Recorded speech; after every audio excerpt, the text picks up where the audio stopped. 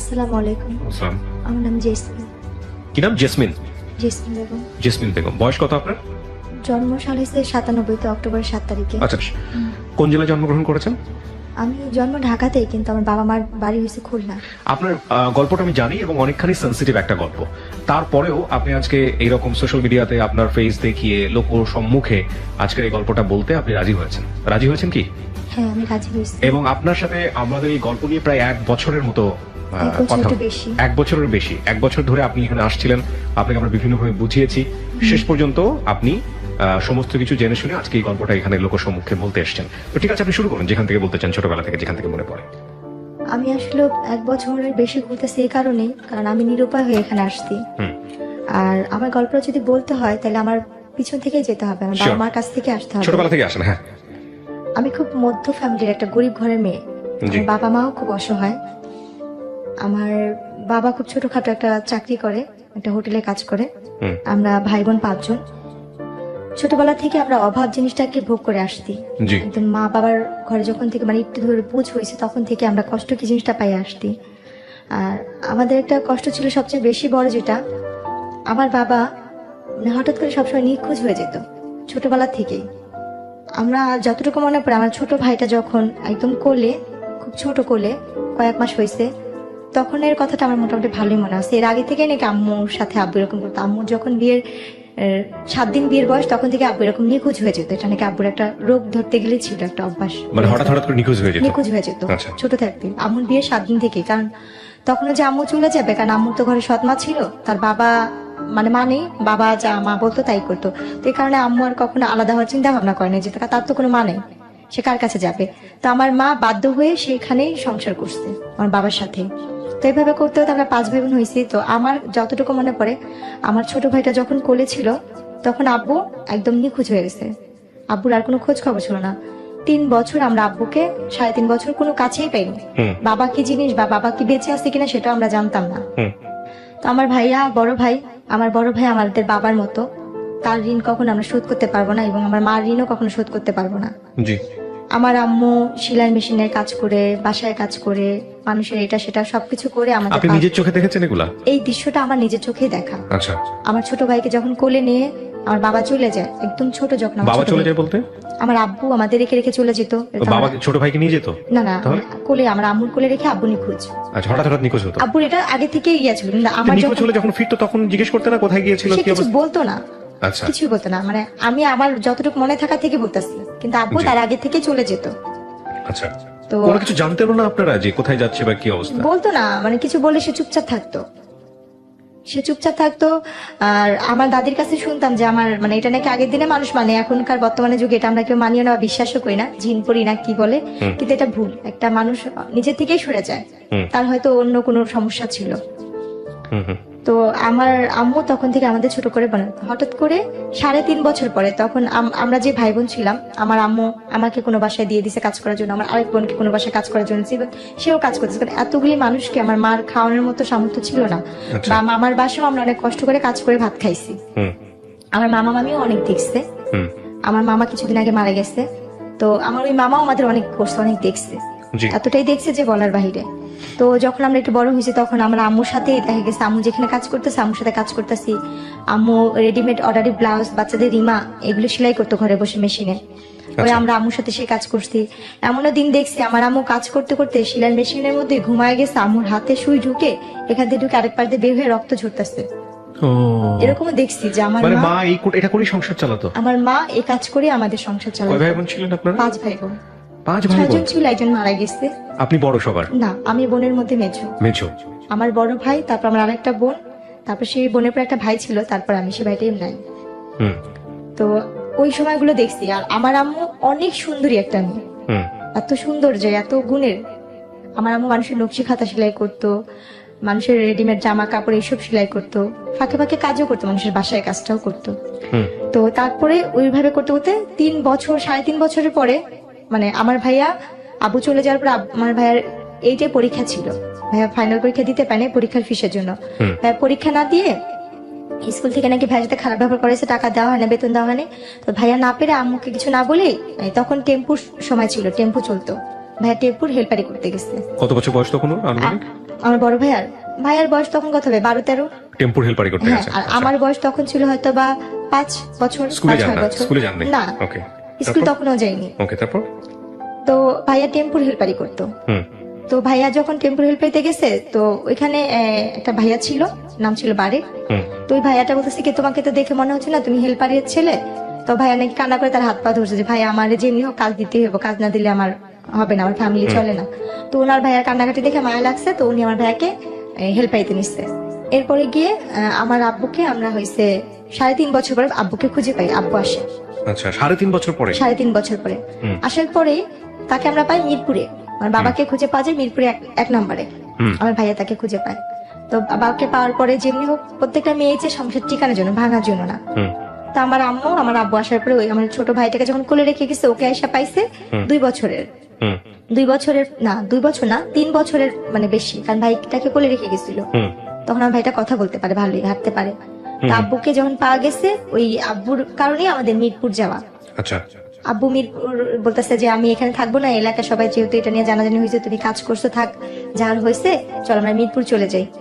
তখন আমরা ওই এলাকা থেকে মিরপুর চলে যাই। আচ্ছা। মিরপুর আমরা যাই 2005 সালে। আচ্ছা। 2005-এ আমরা মিরপুর চলে যাই। যাওয়ার পরে ওইখানে আমাদের আর কোনো কাজ করতে না, কারণ আব্বু আসলে আমাদের আর কোনো কাজ করতে হতো না। আব্বু যে কাজ করতো, হোটেলে কাজ করতো, তো আমাদের আল্লাহর রহমতে সংসার চলে যেত। ওকে। তো কাজ টাজ করতো 5 বছর, মানে 2005-এ যখন আব্বুকে পাওয়া হয়, 6-এর দিকে আমার বোনের বিয়ে হয়। আচ্ছা। আমার বড় বোনের বিয়ে হয়ে যায়। ওকে। মানে 5-এর শেষের দিক দিয়ে 6-এর আগে আমার বড় বোনের বিয়ে হয়।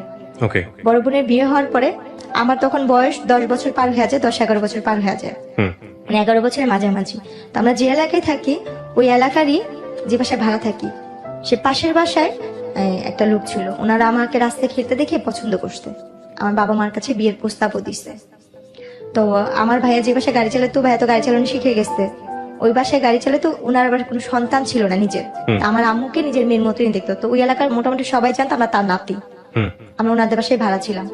তো যখন আমার জন্য বিয়ের প্রস্তাবটা যায়, তখন ওই নানু বলতেছিল যে তুমি কি ভাবতেছো এটা মাতবরের নাতি? ও তো মাতবরের নাতি না, ও কিন্তু ভাড়াটিয়া এখানে। আচ্ছা। ও কিন্তু মানে দেখতে শুনতে ভালো, সুন্দর, ওরা সব ভাই বোনই সুন্দর, কিন্তু ও কিন্তু কোনো বড় লোকের মেয়ে না, গরিবের মেয়ে।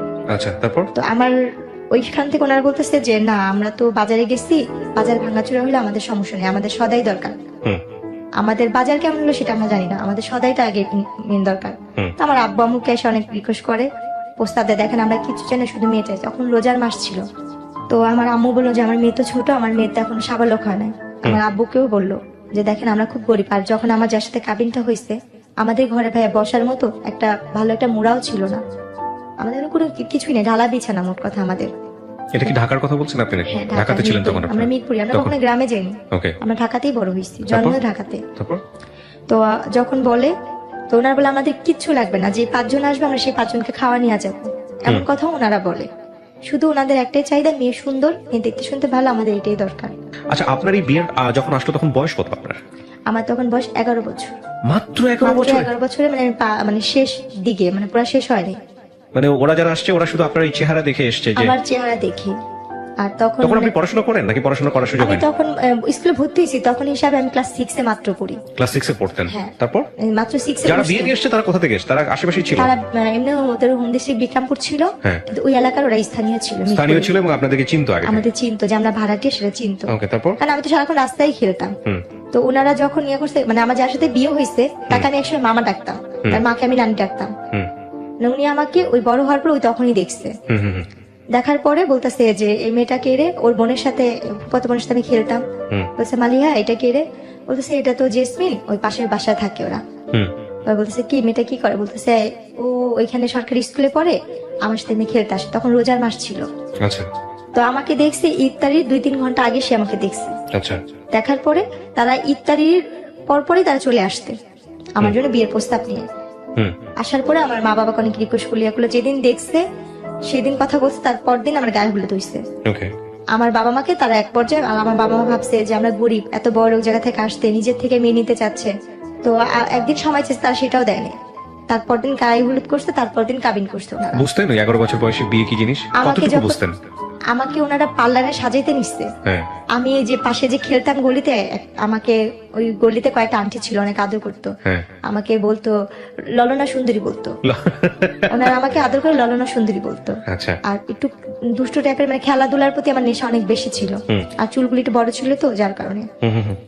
তো তারপরে গিয়ে ওনারা আমাকে, আমাদের তো পার্লার সাজানোর তো কোনো সামর্থ্য নেই। যেমন আমার বড় বোনের বিয়ে একটা সুতি কাপড় পরে নর্মাল, মানে বিয়ে লাল বেনারসি শাড়িও না, আচ্ছা একটা সস্তা কাপড় আমার বড় বোনের বিয়ে হয়েছে, তখন একটু দেখছি। আর আমাকে তারা সুন্দর দামি শাড়ি দিচ্ছে, আচ্ছা। সিটি গোল্ডের জিনিসপত্রই দিচ্ছে, বা স্বর্ণের জিনিস যেটাই দিচ্ছে। আপনার ওই যার সঙ্গে বিয়ের কথা হচ্ছিল ওনার বয়স কত ছিল? উনি আমার থেকে 22 বছর না 23 বছরের বড় ছিল। প্রথম বিয়ে ছিল আপনার? প্রথম যে কাবিনের বিয়েটা ছিল 22 বছর 25 বছরের বড় আপনার থেকে, আর আপনার তখন 10-11 বছর বয়স। না, আমার 11 বছর শেষের দিকটা। 12 বছরে পড়তে হ্যাঁ, যাচ্ছেন। পড়তে তো যাচ্ছি। আপনাকে হ্যাঁ পার্লার নিয়ে যাচ্ছে সাজানোর জন্য। ওনাদের নিজস্বই পার্লার আছে। ওনাদের নিজস্ব পার্লার ছিল? ওনাদের অনেকগুলো নিজস্ব মিরপুরে পার্লার ছিল। ও আচ্ছা আচ্ছা, তারপর? তো তারপরে যখন ওনার পার্লার সাজে, আমি তো কখনো পার্লারে সাজি নেই, আমার জন্য এটা পুতুলের মতো সাজ। আমি হলুদ দিনও ওনারা সাজাইছে, আমি সেটা তো অনেক খুশি ছিলাম, ফুল টুল দিয়ে। আমার বিয়ের মিষ্টি আমি নিজেই চেয়ে চেয়ে খাচ্ছি। তারপর যেদিন আমার কাবিন হয় সেদিন আমি পাশের পাশে আন্টিকে যে বলছি, পুতুল আন্টি দেখেন আমি আজকে আরো সুন্দর ললনা সুন্দরী হয়ে আসছি, দেখেন আমাকে কত সুন্দর লাগতেছে। সাজলেন, সাজার পরে থাকে না মেয়েদের তো সাজার প্রতি একটা আলাদা ন্যাক থাকে, দেখা নিজেকে আয়না যখন দেখতেছিলেন বউ হিসেবে সাজার পরে? হ্যাঁ, আয়নাতে দেখে তো নিজের প্রতি নিজে অবাক হচ্ছিলাম যে আমি এত সুন্দর, বা আমি এত পুতুলের মতো লাগতেছে, আমাকে আমি চিনতে পারিনি। বাট বিয়ে কি জিনিস সেটা আপনি বুঝতেন না? বিয়ে কি জিনিস আমি নিজেই বুঝিনি। আচ্ছা আচ্ছা, তারপর? বিয়েটা কি, তো তারপরে গিয়ে আমার কাবিন হলো 2007 সাল আগস্টের 28 তারিখ আমার কাবিন হয়েছে। আলাপনে তো কাবিন হওয়ার পরে ওই দিন তো কাবিন হলো, তো ওনারা কাবিনের পর দিয়ে না আমাকে যখন কাজী লিখতেছে কবুল বলবে, আমার আম্মু নিচে, মানে মেহমান আসছে সবাই খাওয়া দাওয়া দিচ্ছে, আব্বু নিচে দাঁড়াচ্ছে কে কে আসবে, তো ওনারা বলতেছে তাতেই করেন ইফতারির আগে বিয়ে পড়াবো, ইফতারির আগে বিয়ে পড়াবো। তা আম্মু ওরা বলছিল কি ইফতারির পরে একবারে ঠান্ডা মাথায় বিয়েটা পড়ে। তো ওনারা খুব তাড়াতাড়ি করতেছিল, ওনাদের বাসায় এই হয়েছে, আমাদের বাসায় না কাবিন হয়, ওনাদের ফ্ল্যাটে ওনাদের বিল্ডিং এ নিয়ে কাবিন করেছে না। আমাদের বাসা তো সুন্দর না, আমাদের বাসাতে মানুষ আসতে পারবে না, মেহমান আসতে পারবে না, এই জন্য। তো আমার আম্মু সবাইকে খাওয়া দাওয়া দিচ্ছে, কাজ টাজ করতেছে। এর মধ্যে আমার ভাইয়া বসা ছিল, আর আমার বড় বোনের ভাসুর বসা ছিল। জি। তো ওর মধ্যে ওনারা বলতেছে কি আমার বাবার নাম, আমার মায়ের নাম, সবার নাম নিচ্ছে, লিখতেছে। তো আমাকে কবুল বলতে বলছে, আমাকে কিন্তু আমার একবার মামি আর আমার নানি শিখা দিছিল, তোর যদি কবুল বলতে বলে তুই কখনই কবুল বলবি না, চুপচাপ থাকবি। অনেকক্ষণ পরে আমরা যখন বারবার তোরে বলবো বল বল বল, তারপর তুই বলবি। কিন্তু আমি আর সেই জিনিসটা বুঝিনি। আমাকে যখন কাজী বলতেছে বলো মা বিসমিল্লাহ কবুল, আমি বলছি হ্যাঁ কবুল কবুল কবুল, একসাথেই বলে দিচ্ছি কতবার, মানে হিসাব ছাড়াই। আমার একটু ছেলেটাকে দেখেছেন না যার সঙ্গে বিয়ে হচ্ছিল আপনার? তাকে তো আমি ছাদে খেলার সময় দেখছি, কিন্তু ওভাবে কখনো বড় ভাই হিসেবে জানতেন নাকি? মামা হিসেবে জানতাম। আর তার মাকে আমি নানি ডাকতাম। আর আমার যে আগে সংসারে যে ইয়া ছিল, মানে আমার যে হাজবেন্ডের সাথে বিয়ে হয়েছে, ওনার যে বড় বোন ছিল, সেই বড় বোন যে আমার ননার সাথে সম্পর্ক, সে আমার মারও 2-3 বছরের বড় ছিল। এরপরে গিয়ে আমার আম্মু এসে বলতেছে কি যে আসেন আমরা বিয়ে পড়া ফেলে আপা, আমার ফুপু শাশুড়ি নাম ধরে বলতেছে যে আসেন আমরা বিয়ে পড়া ফেলে। তো আমার ফুপু শাশুড়ি বলছে আল্লাহ বিয়ে তো হয়ে গেছে। আমি কান্না করতেছি, না না আমার তো বিয়ে হয় না, আমার তো বিয়ে হয় না, আমার বিয়ে করাইবা না। আমার ভিতরে ধারণা ছিল যেমন টিভিতে নাটক বা ছবি দেখতাম যে হিন্দুরা ঘুরে যে এই আগুন রেখা, ওইভাবেই বিয়ে। আমার চিন্তা ধারণা ওইভাবে মানুষের বিয়ে হয়, বাবা বিয়ে কি জিনিসটা আমি অতটা বুঝিনি। ওইটা টিভিতে দেখে বিয়ে ওইটাই বিয়ে, যে না আমার তো বিয়েই হয় না, আমার বিয়ে দেয় না। কবুল কবুল বলার পরে হ্যাঁ আমার কিন্তু বিয়ে হয়েছে 1 ঘন্টা হয়ে গেছে।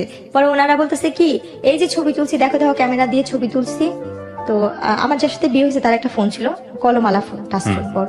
তো ওই ফোনে উনি ভিডিও করছে, ছবিগুলো দেখাইতেছে, আমি টাকা টাকা হাসতেছি। কিন্তু উনি যে আমার স্বামী বা উনি যে কি, আমি তখন তাকে মামা আমাকে ডাকতেছি। আমার সাথে ওনার সাথে যে বিয়ে হয়েছে, তারপর আমি বুঝতেছি না যে উনি আমার স্বামী। বলছে মামা এইটা এটা এটা আমার বিয়ের ইয়া। উনি বলছে কি মামা বললো না, তুমি আমাকে তুমি করে বলো, আমি তোমার হাজবেন্ড। ওকে। তখন আমি মানে একটু চুপ হয়ে গেছিলাম। এরপরে গিয়ে ওনারা আর কি আমাকে বলতেছে, আমার আম্মাকে, আম্মু বলছে তাহলে আমরা ওরে নিয়ে যাই। বলছে না দেখেন যেহেতু কাবিন হয়েছে ছেলে মেয়ে একটু একসাথেই থাকুক। আম্মু বলছে না আপনারা তো বলছিলেন যে মেয়ে সাবলোক না হওয়া বলতো, আপনারা ছেলে মেয়েকে এক জায়গায় করবেন না। বলছে ও তো আগে মামা ডাকতো, ওর তো একটু ফ্রি হওয়ার দরকার আছে, একটু থাকুক, কথা টথা বলুক, রাতে আমাদের সাথেই থাকুক, তারপরে আমি তারপর দিন নিয়ে দিয়ে আসবো নি। পরে আম্মু আব্বু মানে চুপচাপ থেকে আমার নানি বলতেছে কি যে না ঠিকই আছে, রেখে যায়, কারণ থাকা দরকার আছে, বোঝার দরকার আছে যে ও এখন আরেক বাড়ির বউ, এই কাজটা। তো আমার শ্বশুর বাড়িটা ছিল রাস্তার এই পারে ছিল আমার শ্বশুর বাড়ি, 1 গলির পরে আর কি আমাদের বাসা। মানে আবার চাইলে ভিতর দিয়ে আরেকটা গলি আসতে যাওয়া যেত, বলা যে এই পারে ওই পার, এরপরে গিয়ে রাতে যে কাহিনীটা, ওনারা অনেক সুন্দর করে ফুল টুল দিয়ে ঘর সাজাইছে, রুম সাজাইছে, আমাকে নিচ্ছে, আমি নিজের ঘরে নিজে ফুল টুল নিয়ে টেটুনি খেলতেছি, আমি নিজেই ওইটা যে আমার ঘর। তো ওনাকে দেখে আমি খুব ভয় পাইতাম, আমি বিয়ের আগে থেকে ওই আমাকে দেখলে ভয় পাইতাম, কারণ সে তো পলিটিক্স করতো, রাজনীতি করতো, তাকে আমি খুব ভয় পেতাম। তার চোখ অল টাইম লাল থাকতো, আর খুব ফর্সা মানুষ তো। আচ্ছা, লাল কেন থাকতো এটা বুঝতেন না?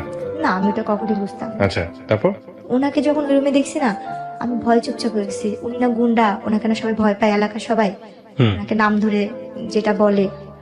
উনি এই ঘরে কেন, উনি কি আমার সত্যিকার স্বামী? উনি তখন বলে উনি আমার হাজবেন্ড। তো ওই জিনিসটা আমার ভিতরে ভয় কাজ করছে।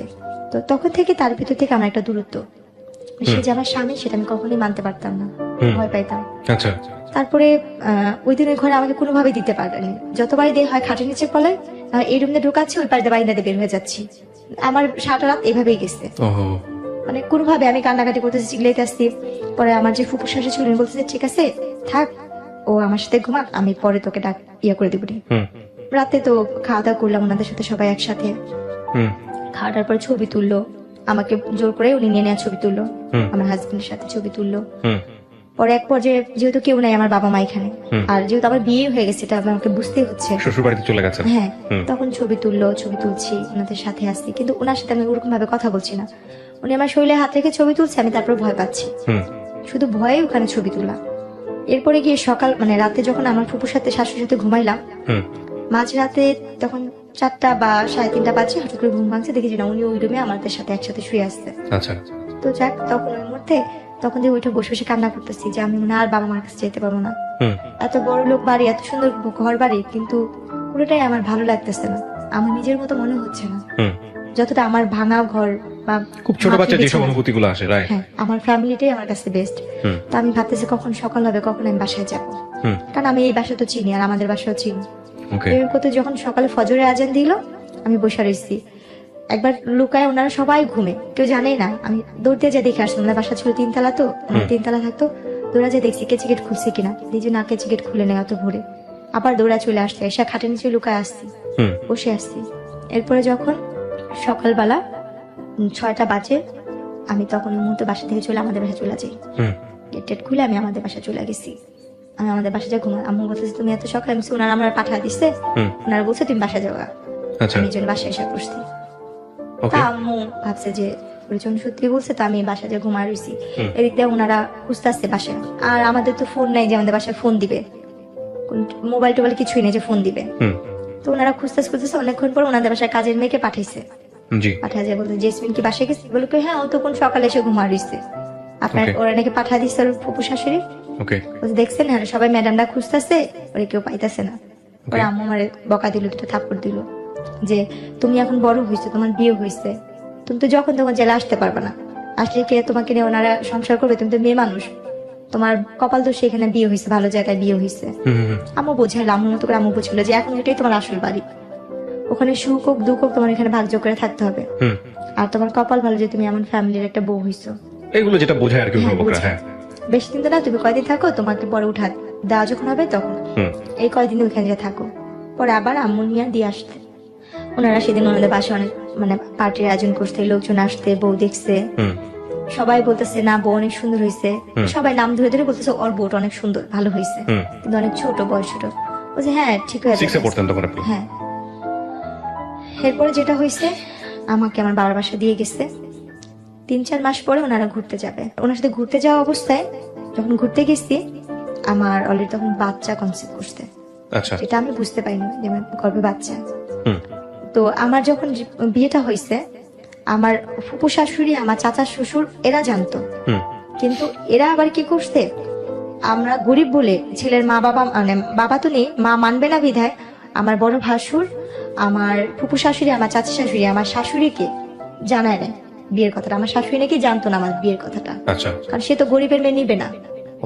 কিন্তু আমার যে বড় ভাসুর সে খুব ভালো ছিল, এবং সে সেটা মানতো না বলেই সে ইনফর্ম ছিল। হ্যাঁ, কিন্তু আমরা জানতাম না যে আমার শাশুড়ি না, আমার মার সামনে অন্য একজনকে ফেস করেছে, এটা শাশুড়ি, ছেলের মা।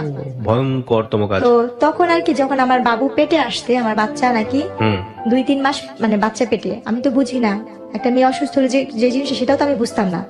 তা আমি খুব বমি করতাম, মাথা ব্যথা, কিছু খাইতে পারতাম না। মানে আমার কাছে খুব খারাপ লাগতো। তা আম্মু ওই জিনিসটা নিয়ে খালি বলতো কি হঠাৎ করে এমন করতেছে কেন, আর শুকায় যাচ্ছি, কালো হয়ে যাচ্ছি। তখন আমার আম্মু আমার বড় বোন বলতেছে কি মা আম্মু ওর কি বাচ্চা টাচ্চা পেটে আসলো নাকি? আর আম্মু বলতেছে ওর বাচ্চা পেটে আসলো তো বুঝতাম, বা আম্মু আমাকে জিজ্ঞেস তোমার কি এরকম কখন হয়েছে, কি জানি আমি জানি না, আমি সেটা বুঝতে পারিনি। এরপরে গিয়ে আমার মা আমাকে একটা ডাক্তার দেখাতে নিয়ে গেল। ডাক্তার দেখানোর পরে ওখানে প্রস্তাব পরীক্ষা দিল, কয়েকটা পরীক্ষা দিল। এই রিপোর্ট গুলো আনতে গেল আমার হাজবেন্ড, উনি আমাকে নিয়ে গেল সাথে করে। রিপোর্ট গুলো আনতে যাওয়ার পরে বলতেছে ওনার তো বাচ্চা পেটে, উনি তো ওনার 3 মাস শেষ পর্যায়ে, বাচ্চা 4 মাসে পড়বে। তো এই কথা শোনার পর উনি খুব খুশি হয়। উনি খুশি হয়ে ওনাদের গ্রামের বাড়িতে আমাকে নিয়ে যায়, বিক্রমপুরে। আচ্ছা। উনি আমাকে বিক্রমপুরে নিয়ে যাবে। এই ফার্স্ট আমি আমার শ্বশুর বাড়িতে যাচ্ছি। আচ্ছা। তো আমার শ্বশুর বাড়িতে যখন যাবো তখন আমি খুব কান্নাকাটি করতেছি। এতদিন তো আমার ফুপু শাশুড়ি, চাচা শ্বশুর বাড়ি, আমি জানতাম এইটাই আমার শ্বশুর বাড়ি। তো যখন সে বললো যে দেখো তোমাকে তো আমার মার কাছে কখনো নিয়ে নেই, তোমাকে চলো আজকে আমার মার কাছে নিয়ে যাবো।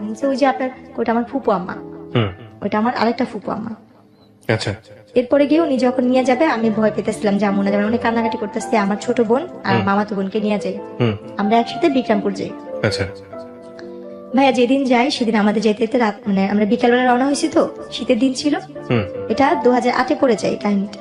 আমরা গিয়ে ওখানে গিয়ে পৌঁছাই সন্ধ্যার সময়। তো ওই অবস্থা দেখে সে আমার মামি শাশুড়ি বাসায়, আমার আরেকটা ফুপু শাশুড়ি বাসায়, যে কিনা মুক্তিযোদ্ধা তার ফ্যামিলি, তাদের বাসায় নিয়ে ওঠায়, তাদের বাসায় রাখার পরে ওনারা বলতেছে মাশাআল্লাহ তুই তো বউ অনেক সুন্দর আছে, আমাদের সবার বউ পছন্দ, মানে সবাই আমাকে অনেক আদর করতেছে।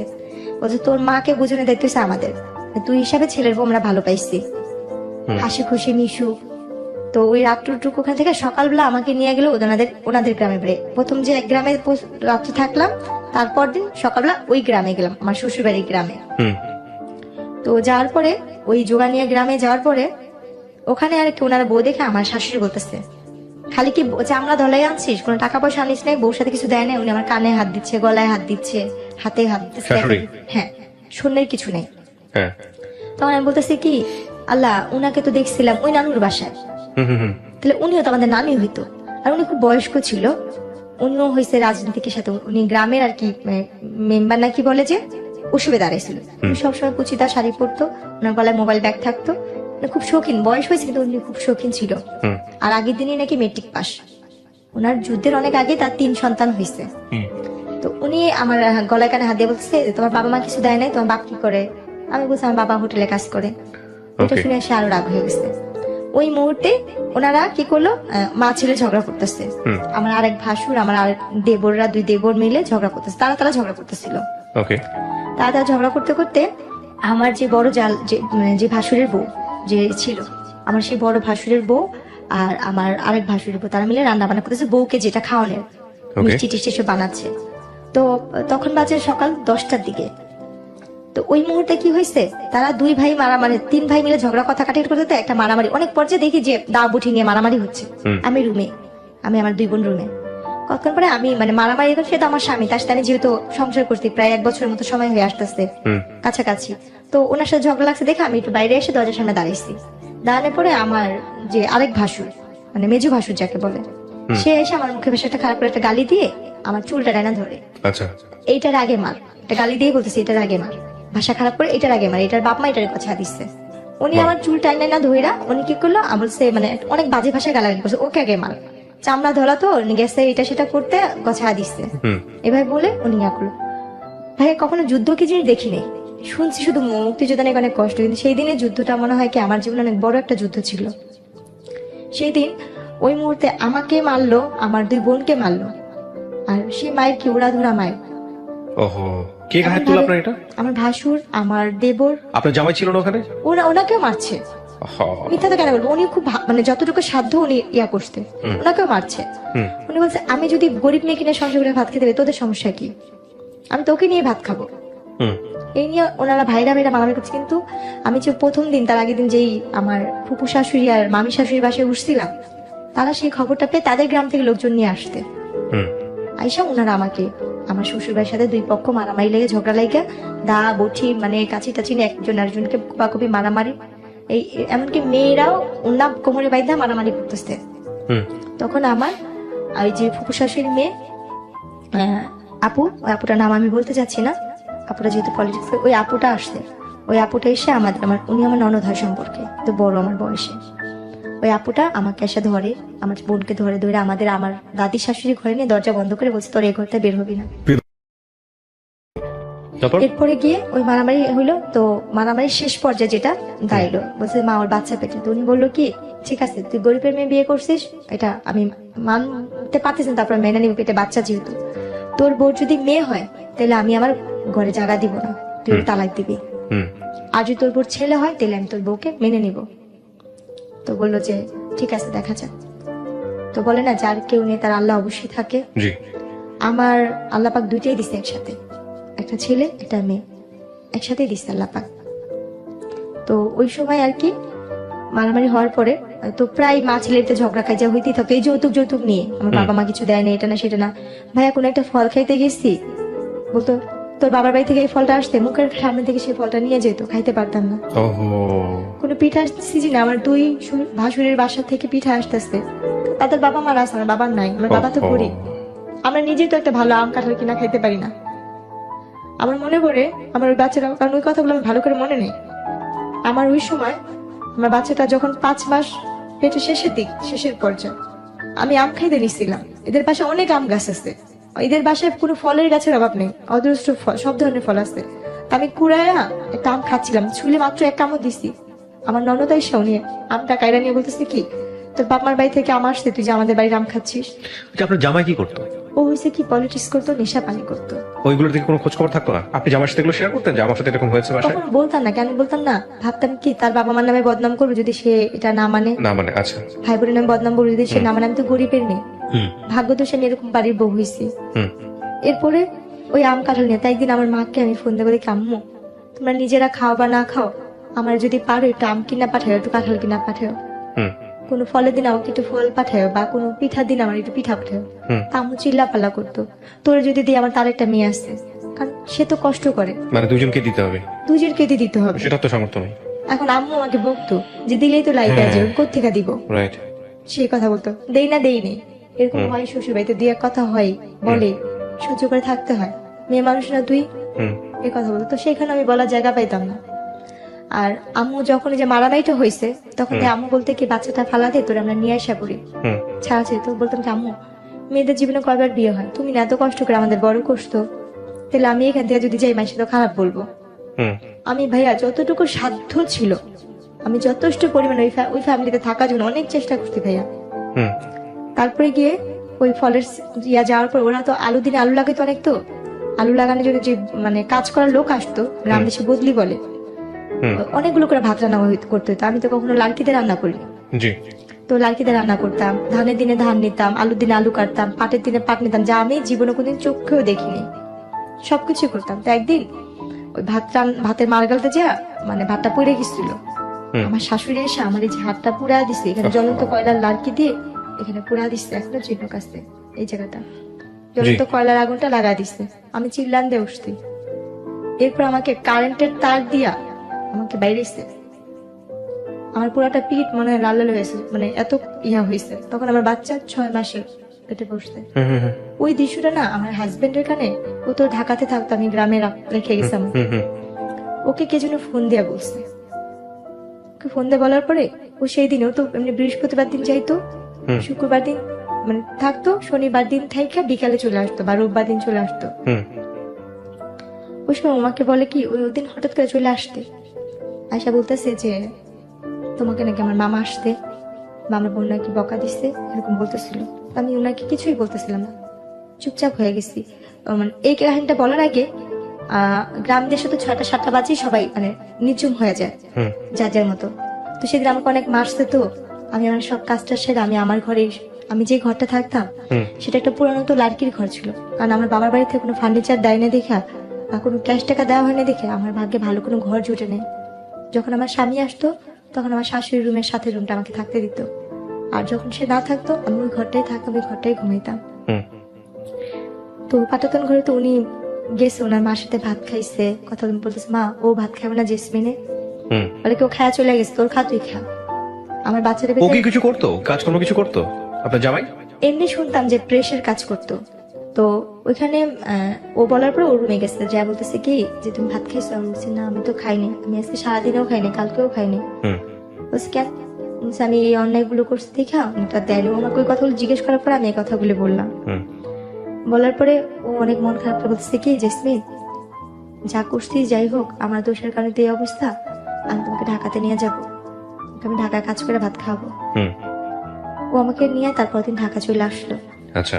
ঢাকা চলে আসার পরে ঢাকা দুজনে মোটামুটি ভালোই ইয়ে করতেছিলাম। ও আমাকে ওই যে বাসাটা নিয়েছে ওইখানে বাসা ভাড়া বেশি, আর পলিটিক্স ওইভাবে থাকতে পারতেছিলাম। তো ও বলে কি, তুমি তোমাদের বাসায় থাকো, বাচ্চা হওয়ার পরে আমি তোমাকে নিয়ে আসবো নি। তারপর আমার বাবা মার কাছে এনে দিয়ে গেলো। দিয়ে যাওয়ার পরে 3 দিন পরে ও বলতেছে কি, শুনেন আমার আম্মা তো বলছে আপনার মেয়ের যদি ছেলে হয় তাহলে আমাদের বাড়িতে উঠাবো, আর যদি ছেলে না হয় তাহলে আপনার মেয়েকে আমি আর নিবো না, মেয়ে হলে আমি তালাকের কাগজ বাসায় পাঠা দিব। একে তো আমি বিয়ে করছি কিছুই পাই নাই, আমার অন্যান্য ভাইরা পাইছে, আর আপনার মেয়ের যদি মেয়ে, আমার 2 ভাইয়েরও মেয়ে, আপনার ঘরের মেয়ের ঘরে যদি মেয়ে হয় তাহলে আমি এই বউতে কি করবো। আচ্ছা, এটা কে বলেছে? আমার ওই হাজবেন্ড। এরপর শেয়ার করে খোঁজ খবর না করে একদিন আমার মা আর আমার খালা মিলে আমার শাশুড়িকে ফোন দিচ্ছে যে আপনার কি জেসমিনকে নেবেন না, ওর তো 7 মাস শেষের দিকে, বা আপনার কি দেখতে বলছে যে আমার ছেলে যা বলার বলেই দিচ্ছে। পরে আমার খালা বললো কি, তাহলে আমার একটা আপনি কথা কি জানেন, মানে আপনার ফ্যামিলির লোকজন কি জানে যে ছেলে মেয়ে হওয়ার ব্যাপারটা আসলে শুধুমাত্র সায়েন্টিফিক্যালি এটা নির্ভর করে হচ্ছে একটা ছেলের উপরে? আমার পুরো ফ্যামিলি তো মানে লেখাপড়া জানে না। এটা জানে না? আপনি জানতেন এটা? আমি যে বললাম আপনাকে, আপনি এটা জানতেন? আমি নিজেও জানতাম না। আজকে ফার্স্ট জানলেন? হ্যাঁ, আমি আজকে মানে জানছি। একটা সন্তান ছেলে হবে নাকি মেয়ে হবে এই ক্ষমতাটা আল্লাহ শরীরবৃত্তীয় ভাবে একটা ছেলের মধ্যে রেখেছেন, এবং এটাতে একটা মেয়ের কোনো হাত নাই। হ্যাঁ, এবং এটা ক্রোমোজোমের ব্যাপার স্যাপার থাকে, আমি বৈজ্ঞানিকভাবে আপনাকে ব্যাখ্যা করবো না, কিন্তু এখানে মেয়ের কোনো হাত নাই। এটা আপনাকে এই কারণেই বলতেছি যে বাংলাদেশের অনেক অনেক মেয়ের ভাগ্য এই জিনিসটার উপর নির্ধারিত হয়, এবং মনে করা হয় যে ছেলে হবে না মেয়ে হবে এটা তারই দোষ। যদিও সমাজ অনেকখানি পরিবর্তন হয়েছে, এখন আর আমি জানি না এত পিছিয়ে আছে কিনা মানুষ, কিন্তু এটা কি আপনি জানতেন? আজ পর্যন্ত আপনি জানতেন না? জানি না। আচ্ছা, তারপরে কি হলো? এরপরে গিয়ে সে আর আমাকে নিতে আসতো, তখন আমি শুধু কান্না করতাম আর ভাবতাম যে আল্লাহ কেন এরকম করলো, বা আমার বাবা মা এত টাকা পয়সা কোথায় পাবে। ডাক্তার বলছে যে মেয়ের বয়স কম, সিজার করতে হবে, বাচ্চা একসাথে 2 বাচ্চা একসাথে পেটে, সিজার করতে হবে, এরকম ভাবে মানে ইয়া করতেছে। আচ্ছা, তখন আর কি আমার বাবা মা কি করবে, তারাও খুব টেনশন করতো। আমার বলতে আল্লাহ ভরসা, আমি শুধু ভাই কান্না করতাম, কারণ কান্না করেছে আমার আর কিছু করার নেই। কিন্তু আমি তাকে কখনো মানে আমার হাজবেন্ডকে লাগবে বা তাকে আমার দরকারি ওরকম ভাবে তখন আমি ট্রাই করি, মানে স্বামীকে জিনিসটা আমার ভিতরে তখনও কোনো কিছু কাজ করেনি। আচ্ছা, আমার ভিতরে ওই জিনিসটা মাথায় দেখে সে যদি নাও আসতো, আমার কোনো কিছু যায় আসে না, তার ভিতরে কোনো মায়া বা ভালোবাসা কোনো কিছুই সৃষ্টি হয়নি। এরপর হয়েছে গিয়া আমার বাচ্চাটা মানে মারামারিতে হইলো, আমার যখন বাচ্চা হবে, আমার অলরেডি বাচ্চা হওয়ার সময় হয়েছে 2010-এর দিকে আমার বাচ্চা হলো, এবং নর্মালি ডেলিভারি হলো বাচ্চাগুলো মানে 10-এর বাচ্চাগুলো মানে টুইন ছিল? হ্যাঁ। ও আচ্ছা। মার্চের 26 তারিখে হয়েছে। দুটোই মেয়ে? না, ছেলে। হ্যাঁ। এক ছেলে এক মেয়ে, মাশাআল্লাহ। হ্যাঁ, তারপর? এবং নর্মালি ডেলিভারি হয়েছে আল্লাহর রহমতে। তখন ওই কথা শুনে ওনারা আসতে, ও আমার হাজবেন্ড আসতে, আমার হাজবেন্ডের বড় ভাইটি সবাই আসতে, দেখলো খুব খুশি বাচ্চাদের নিয়ে গেল, কিন্তু মেয়েটাকে ওরকম বেশি একটা আদর করে নাই। আচ্ছা, ছেলেটাকে নিয়ে সবাই খুশি ছিল। আচ্ছা আচ্ছা। এরপরে গিয়ে ওনারা আর কি ভালোই দিন কাটতেছিল মোটামুটি আল্লাহর রহমতে।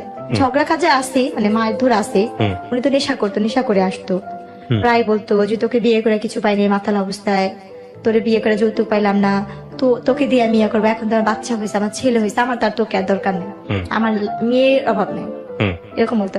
এমনকি উনি ঘরে অনেক মেয়েদের নিয়ে আসা, যেরকম স্বামী স্ত্রী থাকে ওরকম সে থাকতো। আচ্ছা, আপনার সামনে? হ্যাঁ, এইভাবে সে ব্যাপারগুলো করতো। তো সত্যি কথা বলতে কি, আমার না ওই মানুষটার প্রতি কখনোই ভালোবাসা কি জিনিস আসেনি, কারণ আপনি বুঝিনি তো নাই, বোঝার বয়স ছিল না বিষয়টা। বোঝার বয়স নেই, আর কেন জানি তাকে তো আমি ভয়ই পাই, তাকে তো কোনো ভালোবাসার মানুষ হিসেবে দেখিনি বা স্বামী হিসেবে দেখিনি। 2টা বাচ্চা হয়েছে, তাও মনে হয় হাতে গোনা কয়েকদিন স্বামীকে পাইছি, আমার ওনার প্রতি কোনো মায়া নেই, তো ওনার প্রতি আমার ভয়টাই বেশি কাজ করতো সবসময়। আল্লাহ কখন যেন এসে আমাকে মারবে, কখন যেন উনি মাতাল হয়ে আমাকে মারবে, এই চিন্তাগুলো ছিল। আর ওনার সাথে যেটা, উনি হয়তো মানসিক ভাবে সাইকো টাইপেরই ছিল, যেটা মানুষ বলে। আমি আমার হাজবেন্ডের সাথে কোথাও যাচ্ছি, কেউ যদি বলতে চাই তোর বউটা তো অনেক সুন্দর, উনি তাকে কিছু না বলে সে আমাকে ওরা ধরা মারতো। আর মার কি, যে মায়েরগুলো সহ্য করার মতো না, যে মায়েরগুলো আমার আজও ঘুমাইলে চোখ বন্ধ করে আমি চোখের সামনে ঝাপসা ঝাপসা ভাসে, হাতটা কেবে পিছিয়ে মারতো, মুখে কাপড় দিয়ে তার পাতালুতে মারতো, যেটা আমি বাইরে যে কিছু বলছে উনি আমাকে সে মারতো। কিন্তু যখন আমার বাবুগুলো বয়স আস্তে আস্তে বাড়তে থাকলো, 6-7 মাস বয়স হইতে থাকলো বাচ্চাগুলোর, তখন থেকে তার অত্যাচার আর বেশি বেড়ে যেতেছিল, প্রতিনিয়ত তার অত্যাচার বাড়তেছিল, কারণ তার ছেলের প্রতি তার ভালোবাসা ছিল বেশি, মেয়ের প্রতি না। এবার প্রায় এমন করতো। তার প্রায় মা বাবার কাছে আমি বেশিরভাগই বাবা মার বাড়িতে দিন কাটেছি। বড় লোক দেখা বিয়ে দিছে, কিন্তু বাবা মার বাড়িতে আমি পড়ে আসছি। বড় লোক শুধু নামেই ছিল, কাজে না।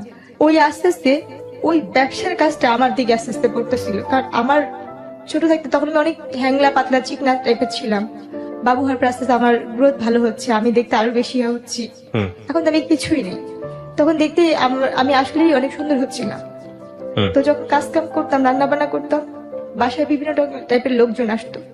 তার দলের লোক আসতো, তার দলের লোকের বাইরের লোক আসতো, তার কুকুর গেস্ট আসতো।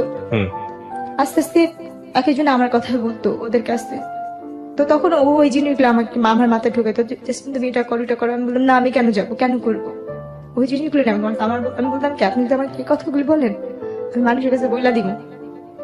তখন সে আমাকে আবার ওইভাবে হাত পা বাইধা পা তালুতে মারতো। আর ওই মারার অবস্থা ব্যয় মনে হতো কি, কেউ যদি একবার আমার হাতটা খুলে দিত, আমি নিজে তারে খুন করতাম। মানে এত রাগ উঠে যেত, এমন ভাবে মারতো যে মারগুলো মানে ভাষায় প্রকাশ করা যায় না। মানুষ নাকি রিমেন্টে অনেক মারধর করে, কিন্তু আমি এই জীবনের রিমেন্টের মায়ের অনেক খাই আইছি। অনেক রিমেন্টের মায়ের খাই আইছি, যে মায়েরগুলি আমি চোখ বন্ধ করলে আমার চোখের সামনে ভাসে, কাউকে বলতে পারি না। মনে হয় যে আস্তে আস্তে মানুষগুলোকে আমি নিজে হয়ে যেতেছি। উনি কি, ওনার থেকে বেশি এখন মেন্টালি টর্চারিং আমার হচ্ছে। বাপ মার কাছে যেমন, বাপ মা তো গরিব, বাপ মা কোথেকে আমরা সাহায্য করবো? আমার কিছু বলতে গেলে বলতে হুমকি দিত, আমার ভাইরে এটা করবো, ছোট ভাইরে ওই করবো, বড় ভাইরে করবো। চিন্তা করতাম আমার লেগে আমার ভাইদের ক্ষতি হইব, আমরা তো নিজেরাই গরিব। ওনার সবকিছু মানতাম, খালি পারতাম না নিজের দেহটারে বিলা দেওয়ার জন্য। যা বলতো তাই করতাম, যেটা বলতো সেটাই করতাম।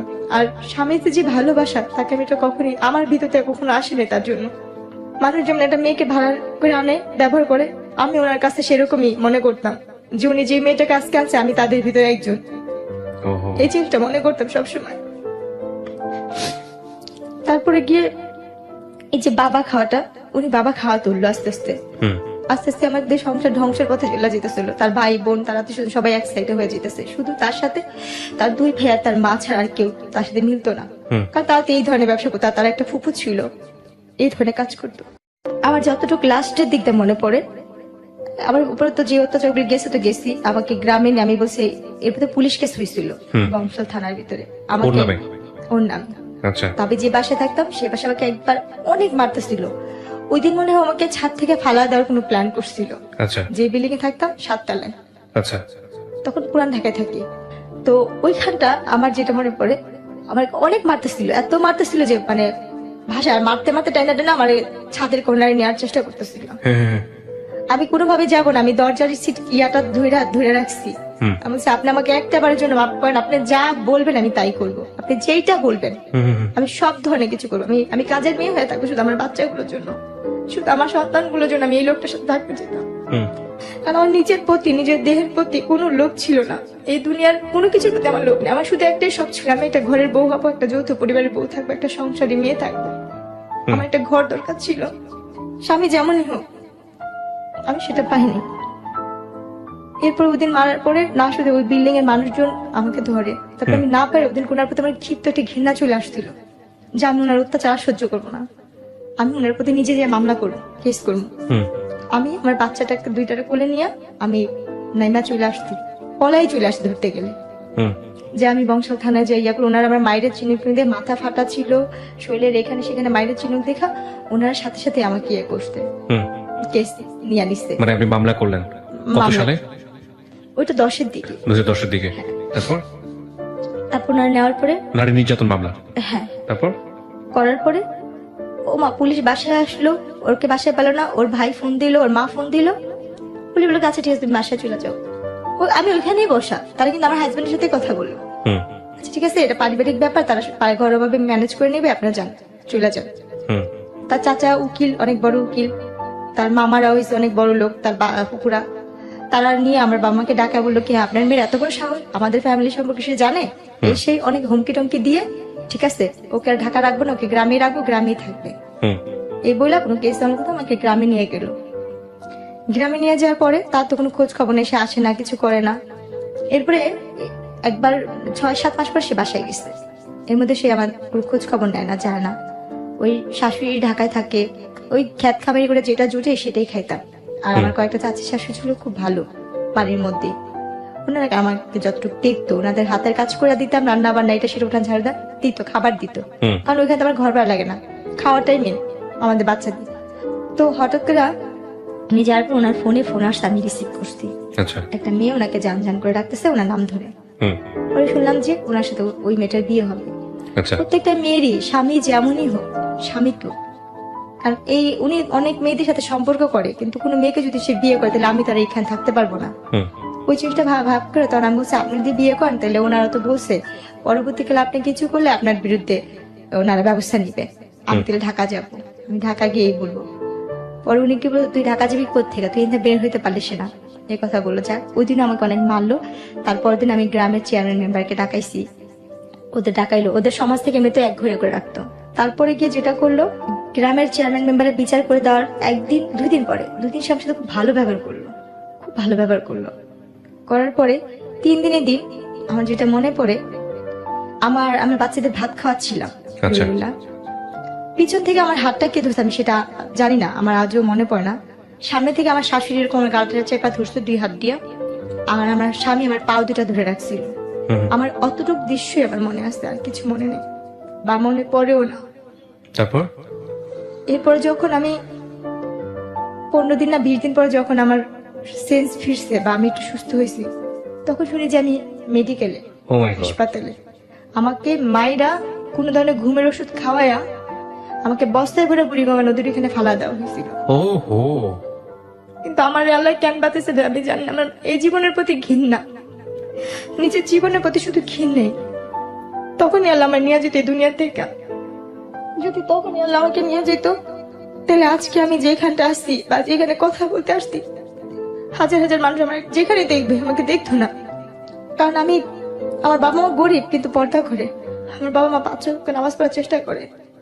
এরপরে যখন আমি একটু সুস্থ হইলাম, আপনাকে ওই বস্তায় করে ওখান থেকে বের করছে কে, কি জানছেন? সিপারা নাকি, আমি যেটা শুনছি আর কি, হ্যাঁ, সিপারা রাস্তা ঝাড়ু দেয় না, হ্যাঁ, ওনারা আমাকে দেখতেছে, আমার এই মাথাটা একটু পেড়া নাকি ছিল, আমার সর্বমুখ নীল হয়ে গেছিল।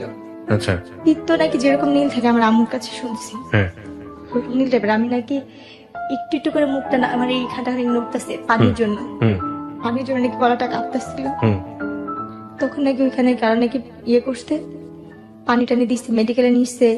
আমার যে ভাবির ভাই হয়েছে, তখন ছিল একজন কনস্টেবল। না, কিন্তু আপনাকে মেডিকেলে নেওয়ার পরে আপনাকে চিনবে কিভাবে মানুষ? চিনবে বলতে ওই যে আপনি পরিচয় বলে দিয়েছেন যে আমার বাড়ি, তাহলে পরিচয় বলিনি। তাহলে যেখানে আমার ফালানো হয়েছিল ওই থানার কনস্টেবলের কাজ করতো আমার ভাবির বড় ভাই, আপন বড় ভাই। উনি দেখে চিনেছে আপনাকে? উনি বলতেছে কি, আমার ভাবির নাম ধরে বলতেছে কি, তো ননদ কইরে জেসমিন কত গ্রামের বাড়িতে কত নাই। আচ্ছা, পরে বলতেছে কি, তোরা একবার মেডিকেলে আসতে পারবি, সেম দেখতে ওর মতনই একটা মেয়ে। আচ্ছা, আচ্ছা। আর এই কথা শোনার পর না, তার 3-4 দিন আগে থেকে মার মন তো, আমার মা নাকি খালি বলতে করে ওর সাথে একটু কথা বলতে পারতাম, ওর সাথে একটু কথা বলতে পারতাম, একটু দেখতে পারতাম। তো যখন ভাবির কাছে কথা শুনছে না, তখন নাকি আমার আম্মু খালি এটা আমার মেয়ে, এটা আমার মেয়ে, চলো যাই চলো যাই। তখন আমার ভাইয়া, আমার আম্মু, আমার খালাতো বোন সবাই মিলে গেছে মেডিকেলে। ওকে, তারপর যাওয়ার পরে ওনারা আর কি ওখানে আমাকে দেখলো, দেখে তো আমার আম্মু ধরে নাকি কান্নাকাটি করতেছে। আমি নাকি যাকে দেখতাম তাকে দেখে ভয় পেতাম, যাকে দেখতাম তাকে দেখে আমি ভয় পেতাম। আমি নাকি কারোর সামনে যেতে পারতেছিলাম না, যাকে দেখতাম তাকে দেখে বলতাম ও মাসতে ও মাসতে। তারপরে ওই সাংবাদিকরাও নাকি গেছিল ওইখান থেকে আমাকে ঢাকা মেডিকেলের মানবাধিকারের শাখায় পাঠা দিচ্ছিল নাকি ওসিতে। আচ্ছা, ওখানে আমার চিকিৎসা হয় এবং ওইখানে আমার এই চোখের কর্নিয়াটা নষ্ট করে দিয়েছিল। আমি 3 বছর চোখে দেখতে পারিনি, এই বাম পাশের এই চোখটার এটার জন্য এই চোখের সমস্যা হয়েছিল। তারপর তো ওই সময় চোখে আমার আঘাত পড়ে এবং গলার মধ্যে এই ঠানটা ইয়ে হয়ে গেছে, কথা ফ্যাস ফ্যাস করে আসতো, কথা ভালো করে বলতে পারতাম না। তারপর এরপরে যখন আমাকে বাসায় নিয়ে গেল, 20 দিনের না 25 দিনের দিন বাসায় নিয়ে গেল, ওর যে যারা সাংবাদিক মাধ্যমে আমার চাচা শ্বশুর এসে বলছে এই কেস নিয়ে যদি ইয়া করেন তাহলে আপনাদেরই সমস্যা হবে। তখন আমার বাপ মা চিন্তা করলো আমরা তো এদের সাথে কখনো পারবো না, কিছু করতে পারবো না। আমার বাবা মা কি করলো, না পাইরা আমরা মিরপুর থেকেই ওই এলাকা থেকে আমরা আবার চলে আসলাম। আচ্ছা, খিলগাঁও।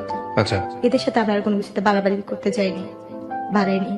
মানে পরবর্তীতে মামলা করেন নাই বা এরকম কোনো কিছু, কোনো অ্যাকশনই যান নাই? না। তখন কি মনে হয়েছে যে জীবন যদি না থাকে বা যেহেতু পারবো না, অর্থ নাই, আমাদের তো কোনো সামর্থ্য নেই, আমরা তো এদের সাথে পারবোই না। এক্স্যাক্টলি, সারা পৃথিবীতেই তো এটা একটা বড় সমস্যা, যার অর্থ নাই তার কোনো ক্ষমতা নাই, এটাই রূঢ় বাস্তবতা। কিন্তু রাষ্ট্রের অধিকার হচ্ছে এজ এ নাগরিক হিসেবে আইনি সহায়তার জায়গাতে অর্থ থাকুক আর না থাকুক এটা নিশ্চিত করা। কিন্তু আগলিয়েস্ট ট্রুথ যেটা আমরা সবাই জানি, যার যত অর্থ তার তত ক্ষমতা। পুঁজিবাদী অর্থনীতি বা পুঁজিবাদী বিশ্বের এটাই হচ্ছে সবচাইতে নুট বা নগ্ন চরিত্র, যাই বলি না কেন। আমি ক্যামেরার এই পাশে আছি, আমার দিকে যেহেতু ক্যামেরা ফোকাস না, সো আমি আমার কথা বাড়াচ্ছি না, বলেন তারপর। এরপর যেটা হচ্ছে, মানবাধিকার থেকে আমাদের যথেষ্ট পরিমাণে সাহস দেওয়া হয়েছে। ওখান থেকে তারা আমাকে বলছে তুমি এক চুলো নড়বা না, তোমার টাকা পয়সা কিছুই লাগবে না, আমরা আসছি, আমরা করব। মানবাধিকার থেকে আমি যথেষ্ট সাহায্য পাইছি ওখান থেকে আমার চিকিৎসা হয়েছে, আমি সুস্থ হয়েছি। মানবাধিকার ওখান থেকে আমার ট্রিটমেন্ট যতটুকু পারবা, আমার মামলা নিয়ে যতটুকু লড়ার, ওনারা যথাসাধ্য চেষ্টা করছে। ওনাদের কাছ থেকে আমি কোনো কম পাইনি, ওনাদের কাছ থেকে আমি যথেষ্ট হেল্প পাইছি ওখান থেকে।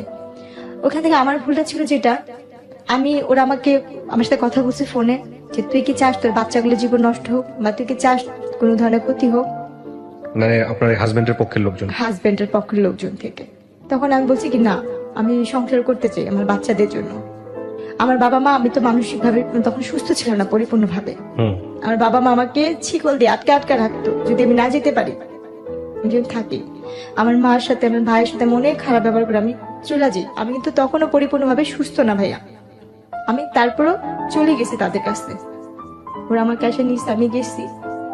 এরপর যখন গেলাম ওদের এখানে 3-4 দিন পরে, ও আমাকে বললো কি যে দেখো আমার তো সবকিছুতেই এখন আমি বঞ্চিত, টাকা পয়সা থেকে, যে ঝামেলা কেস মামলা অনেক কিছুতে দৌড়াদৌড়ি করছি, আমার হাতে টাকা পয়সা নেই, আমি তোমাকে দিয়া, মানে ওদের যে ফ্যামিলি যে অনুষ্ঠানগুলো হইতো, যে মানুষ নিয়ে কাজ টাজ করা, মানে মূলত ওরা খারাপ কাজই করতো।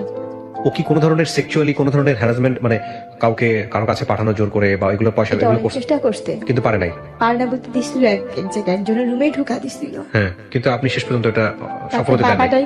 হ্যাঁ, বাবাটাকে আপনি ওখান থেকে বের হয়ে আসছেন। তার বাপ ধরে পা জোড়া ধরছিলাম যে ও তো আমার স্বামী, ও আপনার কাছে দিছে কেন আমি জানি না।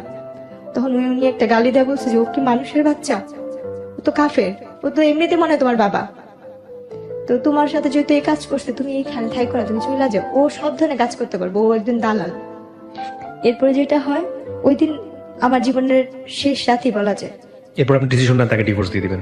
ডিভোর্স তো তারাই নিয়ে নিচ্ছে আমার থেকে, জোর করে মায়ের ধরে করে একটা কাগজে নিচ্ছে, বলছে কি এখানে একটা সই কর, এটা কাজে লাগবে। এটা যে অনেক আগে তার ডিভোর্স দিচ্ছে সেটা আমি বুঝতে পারি। কত সালের এটা ঘটনা, ডিভোর্সটা? 10-এর ভিতরে। 2010-এর ভিতরে। আপনার বাচ্চার তখন বয়স কত? বাবুদের কত 8-9 মাস। 8-9 মাসের বাচ্চা ফেলে আপনাকে বাসা থেকে বের করে দেয়? 1 বছর হয় নাই না, হবে 1 বছরে ওদের একটা জন্ম। আপনি কি মামলা তুলে নিয়েছিলেন পরে? এই মামলা পরবর্তীতে কোথায় আছে, কিভাবে আছে, আপনার খোঁজ খবর নেন নাই? আমরা তো লেখা বাজার, আমি তো এইটাই রাখিনি, মানে ওই কাগজপত্রই রাখিনি, আর কোনো কিছুতে যাইও নি আর। আচ্ছা, আর আমরা ওটা নিয়ে আগেই নেই, এটাতে আমরা কোনো ধরনের কিছু পাবো, আমরা আগে সেটা মামলার হবে। আমরা আগে নেই, তারাই মানে ওটা উঠা নিচ্ছে, কারণ ওইখান থেকে কোনো আমাদের কোনো যোগাযোগ করে। আচ্ছা, এরপরে কি হলো 2010-এর পরে? তারপরে মানবাধিকার শাখা থেকে যখন আম্মুদের ফোন দিল যে আপনার মেয়ে কোথায়, আম্মু বলছে আমার মেয়ে তো চলে গেছে, আমি এই সংসার করতেছি ওখানে, তখন তারা একটু রাগারাগি করছে আমাদের সাথে, যাই গেছে। এরপর উনি আমাকে একটা গাড়িতে, একটা মাইক্রো গাড়ি আসলো, সেদিন আমার বাচ্চাগুলোর অনেক জ্বর ছিল ভাইয়া। উনি আমাকে কি করছে, যেখানে নিয়ে যাবে একটা গাড়িতে উঠাচ্ছে, যে এক জায়গায় যাবো আজকে, ওখানে একটা অনুষ্ঠান আছে চলো। এটা কি ডিভোর্সের আগে না ডিভোর্সের পরে? এটা ডিভোর্সটা সে আমাকে আগে নিয়ে নিয়েছিল, আমি বুঝিনি, মানে পেপারসে সাইন করার পরে ঘটনা? আচ্ছা, তারপর? সেদিনই আমাদের জীবনের লাস্ট ওনার সাথে দেখা এবং শেষ বিদায়। উনি আমাকে একটা গাড়ি আসলো, মাইক্রো গাড়ি আসলো, গাড়িতে আরো 3-4টা মেয়ে ছিল, আর কয়েকজন লোক, একটা লোক ছিল চাঁদি ছিল, তার চুল নেই, আর একটা লোক ছিল অনেক মোটা করে, আর একটা লোক বয়স্ক, বাবার বয়স, আমার বাবার বয়স বৃদ্ধ। তো গাড়িতে উঠা দিল, আর আমার ব্যাগের মধ্যে কিছু কাপড় সেই ভাঁজ টাজ করেছে, তার ফুপু আসে। তো আপনাকে নিয়ে যাচ্ছে কোথায় আপনি জানেন না এটা? এরকম তো সে আমাকে অনেক অনুষ্ঠানে, সে বাসাও আনে, বাইরেও নিয়ে যায়, সহকার, হ্যাঁ এভাবে নিয়ে যেত। তো সেই দিনের মতন সে আমাকে নিয়ে গেছে, আর ওইটা বলছে সে একটা ঘরোয়া একটা নাটক নাকি বানাবে সে, এইটার জন্য সে নিচ্ছে, কারণ তার ফুপুরা মিডিয়াতে একটু টুকটাক কাজ করতো, তো ওই হিসাবে না। কিন্তু আপনি তো এর আগে একটা ভয়ঙ্কর রকমের দুর্ঘটনা আপনার লাইফে ঘটেছে, এই যে মানুষের রুমে পাঠিয়ে দেয়া, এবং সেখানে আপনি এরকম একটা ঘটনা ঘটার পরে তারপর আপনি তার কথা সাড়া দিচ্ছেন কেন? আমি তো পরিস্থিতি আমার বাচ্চাদের জন্য আমি কাজ করে টাকা আনতাম, সেটা আমার সংসার চলতো। একটা কথা বলি, আপনি কিছু মনে করবেন না, অন্যায় যে করে এবং অন্যায় যে সহ্য করে, আমাদের একটা প্রবাদ আছে, দুজনই সমান অপরাধী।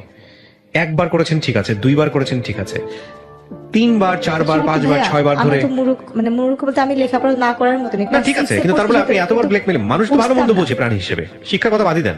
ওরকম ভাবে বুঝতাম না তাকে, মানে আপনার জামাই ধরে নিয়ে গিয়ে অন্য একটা মানুষের ঘরের মধ্যে ঢুকিয়ে দিচ্ছে জোর করে, সেখান থেকে আপনি তার হাত পায়ে ধরে বের হয়ে আসতেছেন। আর আমার প্রত্যেকটা মুহূর্তে তাহলে ওই ছিল আমি মানুষটার সংসার আপনি করবো। আপনার পেপার থেকে সাইন করে নিচ্ছে, আবার ওই মানুষটা ওটা আবার কিসের আপনাকে sign করছে পাঠাচ্ছে। আমি তো জানতাম না, যেটা আমার তালাক সাইন ছিল, আমি তো জানি না এটা আমার তালাকের কাগজ। কিন্তু আপনি সাইন করবেন কেন পেপারে?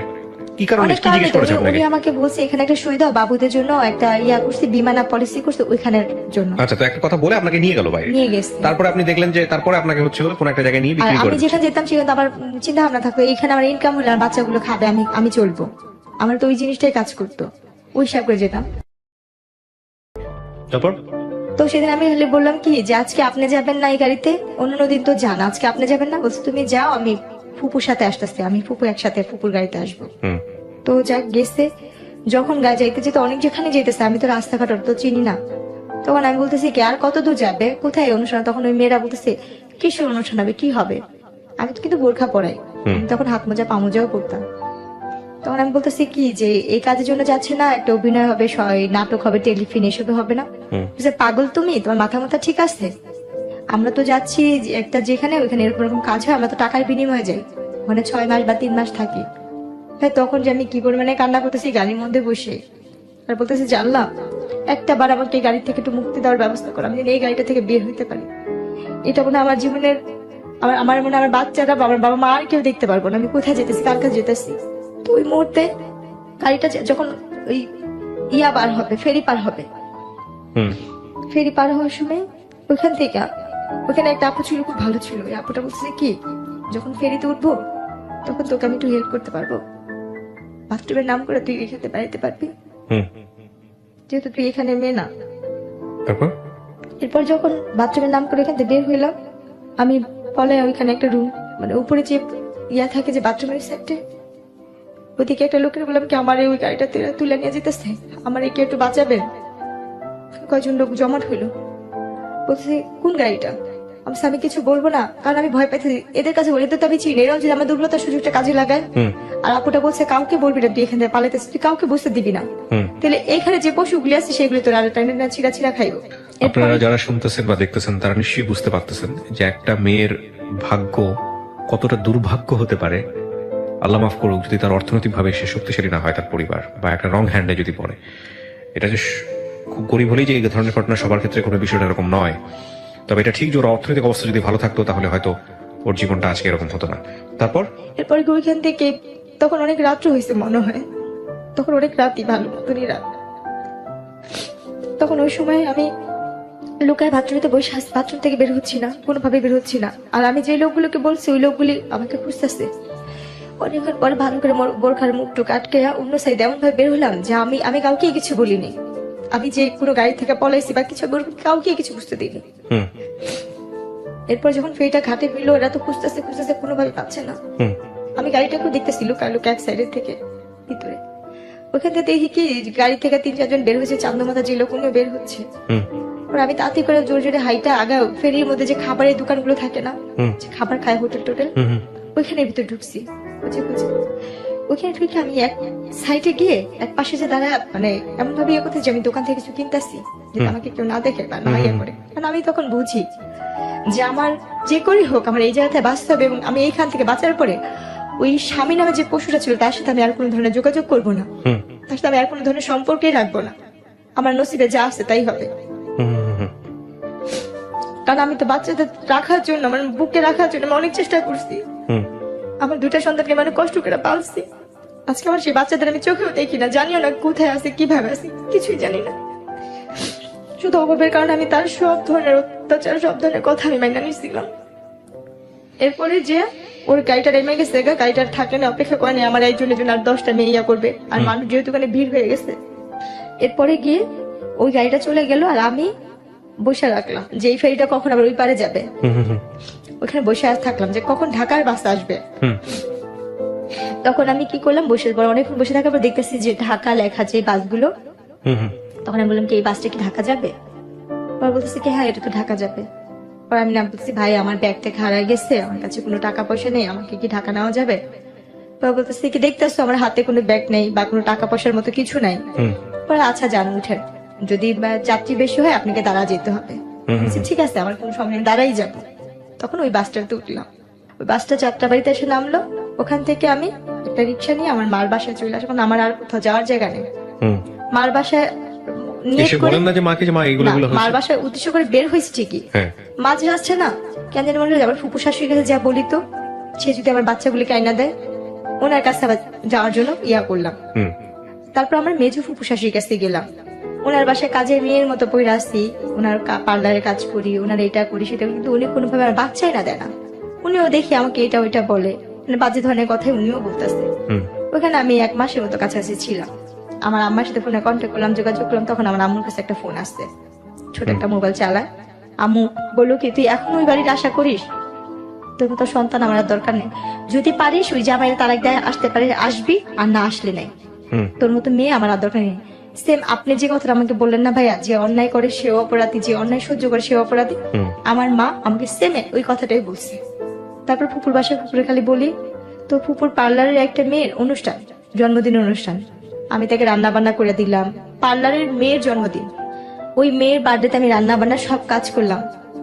ওই মেয়ের নাকি একটা হাতের আংটি ভাই হারায় গেছে, ওই আংটিটার জন্য আমার ফুপু শাশুড়ি এবং পার্লারের মেয়েরা মিললে আমাকে মারলো, যে আমি নাকি সে আংটি চুরি করছি। কিন্তু আমি তো এখানে পড়ে আছি শুধু আমার বাচ্চাটার জন্য, আমার যদি বাচ্চাগুলি আমার কাছে আইনা দেয়, ওই লোভে বা ওই বিনিময়ে, আমার স্বামীর লোভেও না, শুধু সন্তানদের লোভে আমি এখানে পড়ে থাকতাম। এরপরও আপনি হাজবেন্ডের কাছে ছিলেন এই না। ঘটনা? তাহলে তার কোথায়? কাছে ফুপুর কাছে ছিলাম, ফুপুর কাছে ছিলেন, আর ফুপুর বাসায় ছিলাম। তো একই তো কথা হলো তাও। না তারপর? সে তো ওইখানে আসেও না, তার সঙ্গে যোগাযোগও নেই, বা আমি যে তার ফুপুর বাসায় আছি সেটা জানেও না। সে তো ওইখানে বাচ্চাদের নিয়েই নাই হয়েছে, যে মেয়ের সাথে তার সম্পর্ক আছে সেই মেয়েকে নিয়ে সে অলরেডি সংসার করতেছে। পরে গিয়ে ওই মাই খাওয়ার পরে আর ওইখানে আর থাকিনি, চলে আসলাম। আয়সা বাবা মার কাছে বললাম যে ঠিক আছে আম্মু আমি ওনারে তালাক দিয়ে দিব। আম্মু বলছে আগে তুই তালাক দিয়ে, আমার কাছে টাকা পয়সা নেই। তুই কোথেকে দিবি, কিভাবে দিবি? আমি জানি না, আমি কি টাকা নিয়ে গাছ লাগা রাখছি, যোগাযোগই করবি না। তারপরে গিয়ে কাজের অফিসে গিয়ে বললাম যে আমি এরকম ছাড়তে চাই, আমার কাছে টাকা টুকা নেই, কেমনে কি ছাড়া যায়? বলছে আপনি 500 টাকাও যদি ম্যানেজ করে আনতে পারেন আমি এখান থেকে কাগজপত্র করে দিব।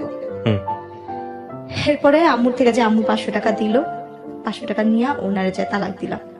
আমার তালাক যাওয়ার আগে এটা 2011 সালে। 11 সালে বিয়ে হয়েছিল কয় সালে? 2007 কাবিন হয়েছে, আমাকে 9 সালে বাচ্চা পেটে নেওয়া অবস্থা উঠা নিচ্ছে।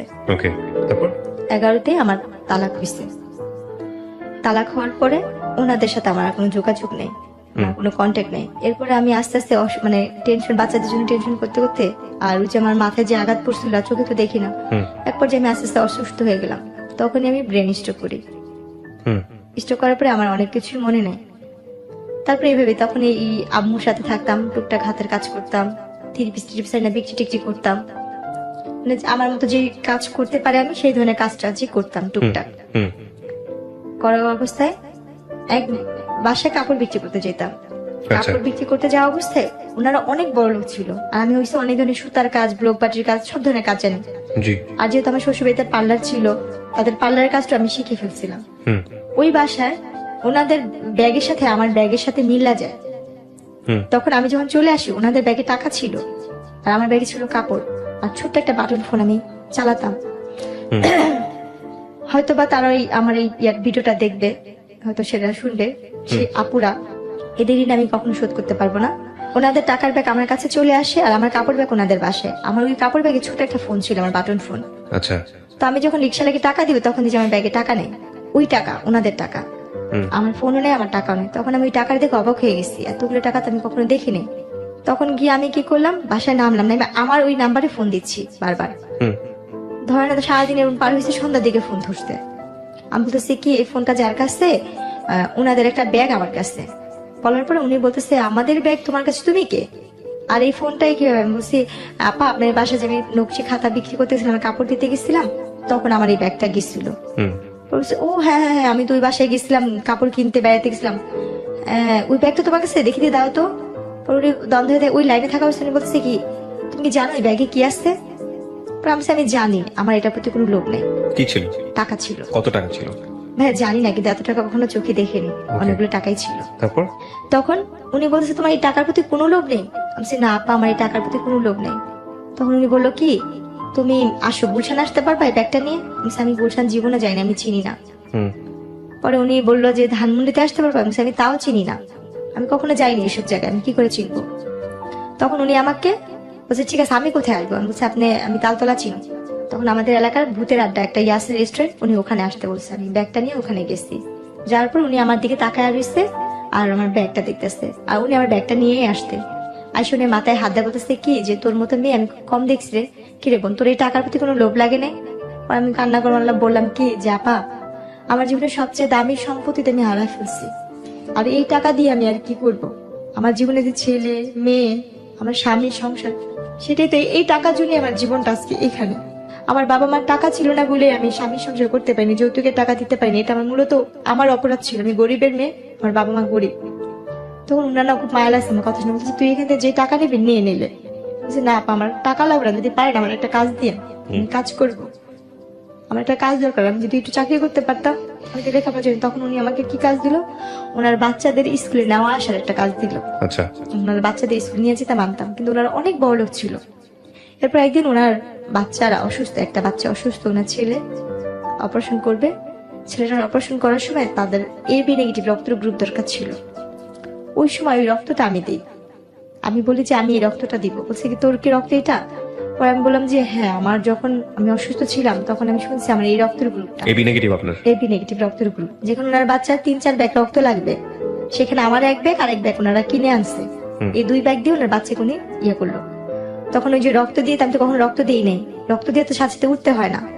আমি কি করছি, রক্ত দিয়ে উঠে পড়ছি না, আমার চশমাটা পড়ে গেছে, ভাঙে গেছিল একটা ফ্রেম। তখন আমি অন্ধের মতো হাতা হাতা চশমা খুঁজতেছিলাম। তো ওই জিনিসটা ওই আপুটা ফলো করে বলতেছে কি তুই কি চশমা ছাড়া চোখে দেখিস না? এরপরে গিয়ে আমি বলতেছি কি আপা আমি তো চশমা ছাড়া চোখে দেখি না, আজকে 3 বছর ধরে আমার চোখের অবস্থা এরকম। পরে উনি না দেখে বলছে তুই কোন ডাক্তার দেখাইছিস? আমি ডাক্তার দেখাইছি, ডাক্তাররা আমাকে অপারেশন করতে বলছে আর কি যেন পরীক্ষা করতে বলছে, করিনি টাকার জন্য।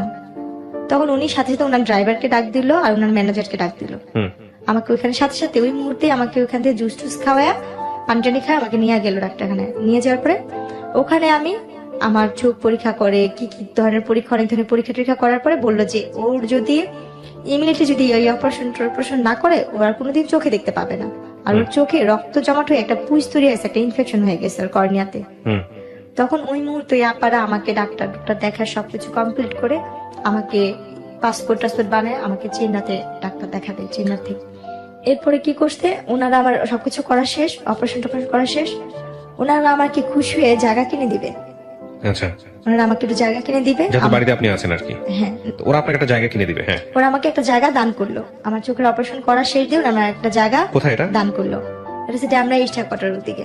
আচ্ছা, কতটুকু জায়গা? 2 কাঠা। 2 কাঠা। আচ্ছা, আপনাকে একদম আপনার নামে লিখে দিয়েছে? সম্পূর্ণ আমার নামে লেখা কাগজপত্র করে দিয়েছে, দান করছে এটা ওনারা। ওকে। আমার রেজিস্ট্রেশন দান করার পরে তো ওনারা আমাকে আর খুশি আর কিছু টাকা দিছিল, আর 2 লাখ টাকার মতো ওনারা আমাকে টাকা দিছিল, এটা দিয়ে তুই কিছু করিস, পড়াশোনা কর বা কিছু কর। ওনারা দেশের বাইরে সবাই চলে গেছে, আমার সাথে কোনো সম্পর্ক নেই, তারা চলে যাবে। ওনারা দেশের বাইরে চলে গেছে, যাওয়ার আগে আপনাকে হ্যাঁ এটা খুশি হয়ে দিয়ে গেছে। তো আমি ওই মুহূর্তে না ভাবছি কি যেহেতু আমি লেখাপড়া জানি না, আমার 2টা বাচ্চা আছে, আমি ওই টাকাটা দিয়ে, যেহেতু আমার বাবা মাও খুব গরিব, ভাই বিয়ে করছে, ভাইয়ের মতো থাকে, যার যার মতো শেষে থাকে, আমি ওই টাকাটা আমরা আবার ফিরে যাচ্ছি আলাপন। তখন বিদেশে গেলাম, এক দালাল ধরলাম, উনি আমার থেকে 1.5 লাখ টাকা নিল। একটা মহিলা দালাল ছিল, উনি বিদেশি লোক পাঠায়। উনি আমাকে কাজে দিল কি হাসপাতালে ক্লিনারের কাজের কথা বলে উনি আমাকে সব কাগজপত্র করতে। আমি হাসপাতালে ক্লিনার হয়ে কাজে যাই, দুবাইতে পাঠাবে। সেখানে গিয়ে আমার সাথে আরেক ঘটে, আমার নসিবটা এরকম। ওখানে যাওয়ার পরে আমি একটা ভার ডান্সারে পড়ি, ভার ক্লাবে। ওখানে যে মেন ভার ক্লাবের যে ম্যানেজার থাকে ও আমার ভাইয়াকে আগে থেকেই চিনতো, আমার ভাইয়ের বন্ধু ছিল। আচ্ছা, আমার ভাইকে চিনতো, জানতো। উনি আমাকে এয়ারপোর্ট থেকে বলতেছে তুমি অমুকের বোন না? আমি বলছি হ্যাঁ। পরে বলতেছে যে তুমি আমাকে চিনো? আমি বলছি না, আমার কথা আমার ভালো করে মনে নেই। বলছি তোমার না বিয়ে হয়েছিল, এরকম হয়েছিল? আমি বলি হ্যাঁ আমার হয়েছিল এরকম, কিন্তু এখন তো সেটা নাই। বলছি তুমি এখানে আসতো কেন? উনি আমাকে ডিটেলস করে বলেছে আমি একটা ভার ক্লাবে আসছি। তখন আমি তার হাত পা ধরে কান্না করতেছি, ভাই আমি তো এই কাজে আসিনি, আমি তো অন্য কাজে আসছি। বলছে আল্লাহ তুমি এই কথা আগে জানতা না? বলছে না। তখন উনি কি করলো, ওইখানের একটা মেয়ে ছিল ডান্সার, ওই আপুদের 2টা আপুকে বললো যে দেখ ও কিন্তু যাই না আসে নাই, মালিকের বউ কিন্তু অনেক মারবো, ও যদি ক্লাবে না যেতে পারে বা ইয়া করে ওটা ব্যবস্থা করিস। স্টেজে উঠতে হবে, এখন আমি স্টেজে উঠবো না, আমি কানাকাটি করতেছি। আর আমি সেরকম পোশাক নিই না, আমি তো হাসপাতালে চাকরির জন্য 3 পিস নিচ্ছি আমার। আর ওখানে হয়েছে লেহেঙ্গা স্কার্ট টিস্কার্ট পরে নাচতে হয়, সেটা আমি তো নিইনি। তখন ওই মালিকের বউকে বলে কি ওরে উঠায় না, যে টাকা লাগে আমি দিব, ওকে রাখেন। তো উনি বলছে কি না আমি করে দিতে পানি খাবো, বলছে না আমি দিব ভাই। বলার পরে বলছে ঠিক আছে। তো 2 দিন আমি ভালোই ছিলাম, কিছু করেনি। 2 দিন পর ও টাকা দেয় না, এখন আমাকে মারধর করতেছে, উঠাবে। ও আমার সাথে কি বড় বেমানিটা করছে। আর মানুষকে বিশ্বাস করে যে প্রতারণা করে, যেটা আমার মতো আর কেউ যেন না করে। আমি ওখানে যাই, ওই আপুগুলো আমাকে বলে যে দেখো তোমার তো এখানে আসতো, তুমি এক কাজ করো, 3 মাসের ব্যাপারই তো, এখানে শুধু নাচতেই হয়, খারাপ কিছু না, তুমি শুধু ডান্স করো। এখানে ডান্স করলে তুমি তোমার একটা পারিশ্রমের যে একটা ফল এটা নিয়ে যেতে পারো, এখানে তোমার অনুমতি ছাড়া কোনো খারাপ কাজ হবে না। দুবাইতে এরকম কোনো নিয়ম নেই। কিন্তু আমি বুঝি নাই ভাইয়া, আমাকে যে আমার স্বামী যেটা বলছে আমি সেটা, উনি বলছে কি এখানে নাচলেই তুমি খারাপ হইব। আমি ওই জিনিসটা ধরেছি যে আমি তো একবার তো অনেক কিছু দেখে আসছি খারাপ জগতের, আমি তো আর কোনো কিছু করতে চাই না। বা আমি তো আমার নিজের দেহটাকে বিক্রি করা ছাড়া সবকিছুই করছি, জীবনে অনেক ধরনের মোকাবেলা করে আসছি। আমি আর কিছু করতে চাই না, আমি একটু সৎভাবে বাঁচতে চাই, সেটা পরিশ্রম করে 1 টাকা হইলে আমি নিয়ে খাবো। তখন আমি না ওর হাতে পায়ে জড়া ধরলাম যে ভাইয়া আমাকে এখান থেকে পাঠা দেওয়ার ব্যবস্থা করেন না, আমার বাবা মার কাছে আমার 2 কাঠা জায়গা আছে, আমি সেটা বিক্রি করে আপনাকে টাকা দিবে দরকার হয়। এই কথাটা আমি ওকে নিজে থেকেই বললাম যে আমার 2 কাঠা জায়গা আছে, আমি বিক্রি করে দরকার আপনাকে টাকা দিব। তখন ও চুপচাপ থেকে তারপর দিন আমাকে বলছে তুমি যদি এখান থেকে বাঁচতে চাও তোমাকে আমার বিয়ে করতে হবে, আমাকে যদি তুমি বিয়ে না করো তাহলে তুমি এখান থেকে বাঁচতে পারবে না। তো এইভাবে ফুসলে ফুসলে আপনাকে বিয়ে করে। হ্যাঁ, ও যখন ওইখানে বলছে আর আমি তো এখানে অসহায়ের মতন, তখন আমি না আমার মার সাথে এই কথাগুলো কথা বলতে, আমার তো ফোন নাই, ওরে বললাম যে আমার মার সাথে একবার কথা বলতে দেন না, কেউ আমার মার সাথে যোগাযোগ করতে দিল না। আমি একটা জিনিস সংক্ষিপ্ত করে ফেলতেছি এখন, কারণ আমি জানি আপনার এই গল্পটা কোন দিকে যাবে। আমি খুব শর্ট করে নিয়ে আসি, যাতে আমাদের দর্শকরা যারা এতক্ষণ ধরে দেখছেন বা শুনছেন তাদের একটু প্রেসাইজ করতে সুবিধা হবে। এই লোকটাকে আপনি বিয়ে করেছেন, শুধু বিয়ে না, আপনি বিয়ে করার পরে দেশে চলে এসেছেন এবং এই লোকটার ঔরসজাত একটা বাচ্চা এখন আপনার আছে, যে বাচ্চার বয়স কত? বাবুটার ফেব্রুয়ারি 14 তারিখে আসলে 2 বছর হবে। আপনি এই লোকটাকে বিয়ে করে দেশে আসছেন, সে কি আর দেশে আসছিল? ওনাকে যখন আমি দুবাইতে বিয়ে করি, উনি দুবাই নিয়মে বিয়ে করার পরে আমাকে বাংলাদেশে পাঠা দেয়, এবং আমি বাংলাদেশে চলে আসার পরে আমার বাবা মা বলছিল যে এই লোকটা ভালো হবে না, খারাপ হবে। তখন আমার বাবা মা অন্য জায়গায় বিয়ে ঠিক করে, অন্য জায়গায় যেখানে বিয়ে ঠিক করে সেই ছেলেটা আনম্যারিডই ছিল। আমার প্রথম বিয়ে এবং আমার তখন কি আপনি কনসিভ আপনি জানতেন যে আপনি কনসিভ করেছেন? তখন আপনি জানেন ছিল না, তখন আমার কোনো বাচ্চা পেটে ছিল না। বাংলাদেশে এসেছে, হ্যাঁ, আপনার বাবা মার সঙ্গে বিয়ে বিদেশ বসে স্বামী স্ত্রীর কোনো সম্পর্ক নেই, শুধু বিয়ে করছে ওই পর্যন্ত। কি ওই তো বললাম বাংলাদেশে এসেছে, আপনার সঙ্গে কিছুদিনের জন্য ছিল, সংসার করেছে না, উনি আমাকে একা পাঠা দিছিল। তো তাহলে বিষয়টা কি দাঁড়ালো? মানে ও আসছে কিছুদিনের জন্য ছিল? হ্যাঁ, উনি কিছুদিন আসতে এসে আমাকে এখানে ধর্মের কাগজে কলমে বিয়ে করলো। ওর ফ্যামিলির সাথে কি আপনার যোগাযোগ হয়েছে? হ্যাঁ, ওর বাবা ফ্যামিলির সাথে যোগাযোগ আছে। ওর বাবা মা সবাই আমাকে নিয়েছিল, এবং ওর বাবা মার আগের বিয়ের কথাটা জানে না, পরবর্তীতে জেনেছে। পরবর্তীকাল তারা নাকি শোনা শুনছে, কিন্তু এটা আমার হাজবেন্ড কখনো ফেস করে নাই। এটা সম্পূর্ণ সে গোপন আপনার এখন রাখছে। বাচ্চা আছে, আপনার হাজবেন্ডের সাথে আপনার যোগাযোগ আছে? উনি আমার বাচ্চাকে 3 মাসে পেটে রেখে বাইরে চলে গেছে। আমার দেখো নাই কখনো? না, আজ পর্যন্ত দেখেন না। আমার গয়নাগাটি লাস্ট পর্যন্ত যে যোগাযোগ হয়েছে আপনার সঙ্গে, তখন কি বলে আপনার হাজবেন্ড? লাস্ট কবে যোগাযোগ হয়েছে? আমার বাবু যখন মানে 3 মাসে পেটে রেখে গেছে, বাবুটা যেদিন ডেলিভারি হবে তার একদিন আগে আমার ম্যারেজে, মানে 13 তারিখে আমার ম্যারেজের দিন উনি সাইডেই ফোন দিছিল। কথা হচ্ছে যেদিন আমার ছেলেটা হয়েছে ঠিক সেই দিনই। তার মানে আপনাদের ডিভোর্স হয়নি এখন পর্যন্ত? তাহলে এই ভদ্রলোক সম্পর্কে আমি ইন্ডিটেল কোনো কিছু আনতে চাচ্ছি না, যেহেতু আপনি এখনো তার ওয়াইফ। তো এই গল্পটা আপনি এখন বললেন, আপনার কি ভরণ পোষণ সে দেয়? সে আমাকে কোনো ধরনের টাকা পয়সাও দিচ্ছে না, এবং আমার বাচ্চার কোনো দায়িত্বও নিচ্ছে না। আপনি কোনো মামলা করেছেন তার এগেইনস্টে? না, আমি তার সাথে সংসার করতে চাই, তার সাথে আমি সংসার করতে চাইছি বিধে কোনো কিছু করি নাই। কিন্তু তাকে আমি অনেক ধরনের হাতে পায়ে ধরে রিকোয়েস্ট করতেছি, ফোন দিচ্ছি। উনি ডাইরেক্ট বলে কি তুই কি তোর বাপের কাছে ফোন দিস, আমি তোর বাপ লাগি? উনি আপনাকে চায় না, বলে দিয়েছে চায় না, ডিভোর্সও দিবে না? ডিভোর্সও দিবে না। আচ্ছা, তাইলে আপনি এখন কি অবস্থায় আছেন, কি করেন আপনি? আমার এই ছেলেটাকে আমি 3 মাসে পেটে নিয়ে মানুষের বাসা, আমার বাবা মা আমাকে মাইনা নেন, আমি তো একা বিয়ে করছি, এই জন্য মেনে নেয় না। তো আপনি এখন মানুষের বাসায় কাজ করেন, 3 মাসে পেটে নিয়ে আমার বাচ্চাটাকে নিয়ে মানুষের বাসায় থাকেন? আচ্ছা, আমি যে কাজ করি কেউ আমাকে কাজেও রাখতে চায় না, আমার চেহারা আমি মুখ ঢেকে কাজ করি। এক্স্যাক্টলি, আপনি মুখ ঢেকে কাজ করেন। এবং আপনাকে আমি বলেছিলাম যখন আমি ভিডিওটা করি শুরুতে, যে 1 বছর ধরে আমি আপনাকে ঘুরিয়েছি এই গল্পটা প্রচার করার আগে। প্রত্যেকটা অক্তের নামাজে আমি শুধু একটা কথাই বলি যে আল্লাহ যেন আমার আর আমার ছেলে, আল্লাহ তো সবকিছু দিতে পারে, আল্লাহর কাছে আপনি ভালো জিনিস চাবেন, আপনি কেন খারাপ জিনিস চান? ভাই, ভালো জিনিস তো অনেক চাইছি। ধৈর্য ধারণ করেন, আপনার লাইফটা একটা এক্সাম। আপনি আমাকে বলেন, আপনার তো 2 কাঠা জমি আছে, আপনি চাইলে ওটা বিক্রি করে দিয়ে তো একটা কিছু করতে পারতেন, কেন করেননি? ভাইয়া, ওটা এমন ভাবে যারা আমাকে দিচ্ছে আমি বিক্রি করতে পারবো না। কিভাবে দেয়া আছে? হ্যাঁ, এভাবে দেওয়া আছে। তাহলে তো ওইটা বিক্রি করলে আপনি 3 লাখ করে 12 লাখ করে কাঠা হইলে, আমি 2 কাঠা বিক্রি করলে হয়তো নিচের পক্ষে 4 লাখ বা 5 লাখ টাকা হয়তো বা পাবো। কিন্তু এটা এমন ভাবে তারা আমি বিক্রি করতে পারবো না। আচ্ছা, আমি নাম্বারটি দেওয়ার আগে আপনাকে আবারও সতর্ক করছি, এই নাম্বারটি দেওয়ার ফলে কোনো লিসনারের সঙ্গে, কোনো ভিউয়ার্সের সঙ্গে যে কোনো ধরনের ব্যক্তিগত সম্পর্কে জড়ানো, যে কোনো ধরনের নেগেটিভ কোনো কিছু তৈরি হওয়া বা কোনো ধরনের কোনো কিছু যেটা আপনার জীবনের জন্য দুর্বিষহ হতে পারে, সেটার দায় দায়িত্ব সম্পূর্ণই আপনার। এই বিষয়ে ঢাকা এফএম বা আমি আর জি কিবরিয়া কোনো ধরনের দায় নিব না। এটা জেনে শুনে আপনি নাম্বারটা দিচ্ছেন। কার সঙ্গে আপনি কথা বলবেন, কার সঙ্গে আপনি সম্পর্কে জড়াবেন, কার সঙ্গে আপনার কি হবে না হবে, সমস্ত কিছু আপনার। এখানে আমাদের কোনো দায় নেই। আপনি কি বুঝতে পেরেছেন আমার কথাটা? হ্যাঁ, সেটা বুঝতে পারছি। জেনে শুনে আপনি দিচ্ছেন। আপনার যদি ভালো হয় সেটাও আপনার, যদি মন্দ হয় সেটাও আপনার। ঠিক আমি আছে? এখানে সবার কাছে শুধু একটা কথাই বলবো, আমার জীবনে প্রথম যেটা হয়েছে, আমার বাবা আমার ভুলের কারণে, অভাবের কারণে আমার বাবা আমাকে বিয়ে দিচ্ছে। Right. এটা হয়েছে আমার তরফ থেকে কথা। আমার মতো জেসমিন যারা সবার ঘরে জন্ম হয়েছে, যারা গরিব ফ্যামিলি, বিশেষ করে এদের বাবা মা যদি রিক্সাও চালায়, ভাত খাওয়া সন্তানকে যেন অল্প বয়সে বিয়ে না দেয়, এটা থাকবে।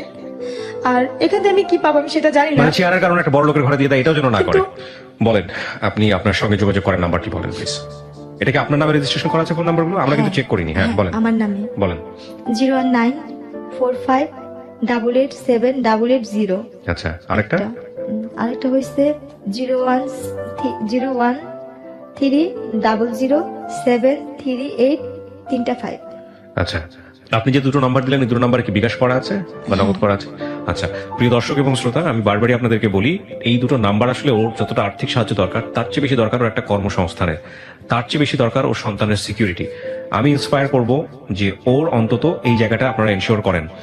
আপনারা খেয়াল রাখবেন যে এই গল্পটা আসলে মানুষ বলে যে কাঙ্ক্ষিত ভাবে চেহারা চায়। আমি বহুবার ওকে 1 বছর 1.5 বছর এখানে নিয়ে আসছি, ও আমাকে ঘুরে ফিরে একটা কথাই বলছে, ভাইয়া মানুষের সৌন্দর্য নাকি মানুষের জন্য পজিটিভ, আমার জন্য সৌন্দর্যটাই অনেক বেশি নেগেটিভ হয়ে গেছে। তো সেই জায়গাটা থেকে চলেন, ওর জন্য আমরা যদি পারি ওর একটা কাজের ব্যবস্থা করি, ওর একটা কর্মসংস্থানের ব্যবস্থা করি, এবং যে যেভাবে পারেন ওর পাশে দাঁড়ান। আমরা চাই ওর সন্তানের একটা ভবিষ্যৎ হোক। আমি আমার জায়গা থেকে আপনার গল্পটা 1.5 বছর ধরে আপনাকে ঘুরিয়ে প্রত্যেকবারে আপনাকে আমি ইন্সপায়ার করেছি গল্পটা না বলার জন্য। আমি কি ঠিক বলেছি? হ্যাঁ, আপনি আমাকে অনেকবার না ফিরাই বলেছেন। দিছি। আর আমি বারবারই আপনার সেই কারণে আসছি, আমার চলার মতো কোনো পথ নেই। আর আমি কোথা থেকে স্বাভাবিক আর কোথায় আমি কাজ আপনার গল্পটা এই জন্যই প্রচার করলাম, যাতে করে এই গল্পের শিক্ষণীয় বিষয়গুলো নিতে পারে। কারণ আমি জানি গ্রামের মানুষ থেকে শুরু করে সবাই আমার এই অনুষ্ঠানগুলো দেখে, সব শ্রেণীর মানুষগুলো দেখে। আপনি যে কথাগুলো লাস্টে বলছেন না, যে সামর্থ্য যতটুকু অতটুকুই যাওয়া উচিত, এটাই হচ্ছে এই গল্পের সবচেয়ে গরিবের বড়। দেওয়া ভালো, কিন্তু গরিবের কাছেই যেন যায়, এই যাওয়া সম্পর্কের ভালো, জায়গা কিন্তু থেকে। কোনো বড় লোকের কাছে। আর একটা মেয়ে যদি কম শিক্ষিত হয়, তাকে কম শিক্ষিত ছেলের কাছেই বিয়ে দেওয়া ভালো। শিক্ষিত ছেলের কাছে দিবে, সে খুঁটা দিবে। হাতে গোনা কয়েকজন টাকা যে আল্লাহ দুনিয়ায় ভালো থাকে, যেমন যাদের, ম্যাক্সিমাম সিনারিওটা এরকম। হ্যাঁ, যাদের মধ্যে যারা আমাকে হেল্প করছে তারা ভালো ছিল, বা আমি কাউকে বিশ্বাস করে গেছি এটা আমার ভুল ছিল, বা আমি যেখানে কাজ করতে যাই কেউ আমাকে কাজে নেয় না, কাজের আগে বলে কি তোমাকে কি কাজে নিব, দেখা গেছে আমার স্বামী বা আমার ছেলে তোমার সাথে, তখন আমার Right, মুখ right. থেকে কাজ করতে হচ্ছে। Right, আতঙ্কের আমি জায়গা। সর্বক্ষণ এইভাবে ঢেকে কাজ করি, আর বাচ্চাটাকে কোলে নিয়ে। এমন দিন যায়, আমার ছেলেটা যখন ছোট, আপনি দেখছেন আমি যখন আপনার এখানে আসছিলাম, আমি এক বাসাতে কাজ করে ভিজা শরীর নিয়ে আপনার কাছে আসছিলাম, হ্যাঁ। শুধু বোরখাটা গায়ে দিয়ে। হ্যাঁ, হ্যাঁ, আপনার হ্যাঁ। বাচ্চাটা একটা তসবি দিছিলেন, আমার ছেলেটা তসবি নিয়ে গেছিল। আচ্ছা, আমার বাচ্চাটাকে রেখে আমি যখন কাপড় ধুই, আমার ছেলেটা আমার সাথে যে বাথরুমে বসে কাপড় ধুই।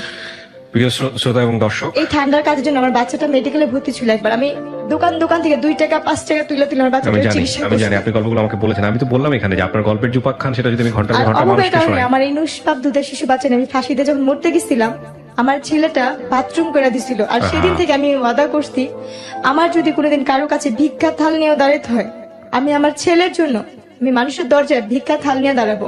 কিন্তু আল্লাহ পাক যেন কোনো কারণে আমার এই রশিটাকে ছিঁড়া দেয়। তখন আমি অনেক কষ্ট, আমার পার নিচে যে টুলটা ছিল সেটাও পড়ে গেছিল। আর মৃত্যু যে কত ভয়ানক হয় আমি সেই দিন দেখছি। এর আগের কথা আমার মনে নেই, কিন্তু চোখের সামনে আমার ওই অতটুকু 6 মাসের বাচ্চা পায়খানা করে দিছিল। কি করছিলেন আপনি? ওরও ঝুলাই ফেলছিলেন? একসাথে একই রশিতে যদি না দিতাম, সেদিন আল্লাহু আকবার। দুজনেই মারা আমি যেতাম। জানতে চাই না। প্রিয় দর্শক এবং শ্রোতা, আমি শেষ করছি। ভালো কিছু হোক, এই অনুষ্ঠানের অনেক বড় শক্তি আমি আছে, অনেক অনেক ভালো হাতের কিছু, কাজ জানি। অনেক ভালো। আপনি হাতের কাজ জানেন? হ্যাঁ। কি ধরনের হাতের কাজ জানেন? আমি সেলাই কাজ জানি, কাঠচুটির কাজ জানি, কিন্তু আমার কোনো সামর্থ্য নেই। আমি একটা মেশিনও কিনতে পারি না। আমি আজকে কয়েক মাসে, আমার 6 মাসে ঘরবার টাকা জোগাড় হয়েছে। এই লকডাউনের জন্য আমি কোথাও কাজ করতে পারি না দেখে আমার ঘরবার টাকাও দিতে পারি না। যতটুক টুকটাক ছিল সেগুলো আমার এখন আপনার একটা ব্যবস্থা নিশ্চয়ই হবে। ভালো থাকুন প্রিয় দর্শক এবং শ্রোতা। ওর ভাগ্য পরিবর্তন হবেই হবে ইনশাল্লাহ। সো প্রিয় দর্শক এবং শ্রোতা, আজকের মতো আমরা এখানেই শেষ করছি। আমরা অবশ্যই বিশ্বাস করি এই বোনটির ভাগ্য পরিবর্তন হবে। আপনারা আপনাদের সামর্থ্য অনুযায়ী ওকে সামনের দিকে এগিয়ে নিয়ে যাওয়ার চেষ্টা করবেন। আজকের মতো এখানেই শেষ করছি। আসসালামু আলাইকুম।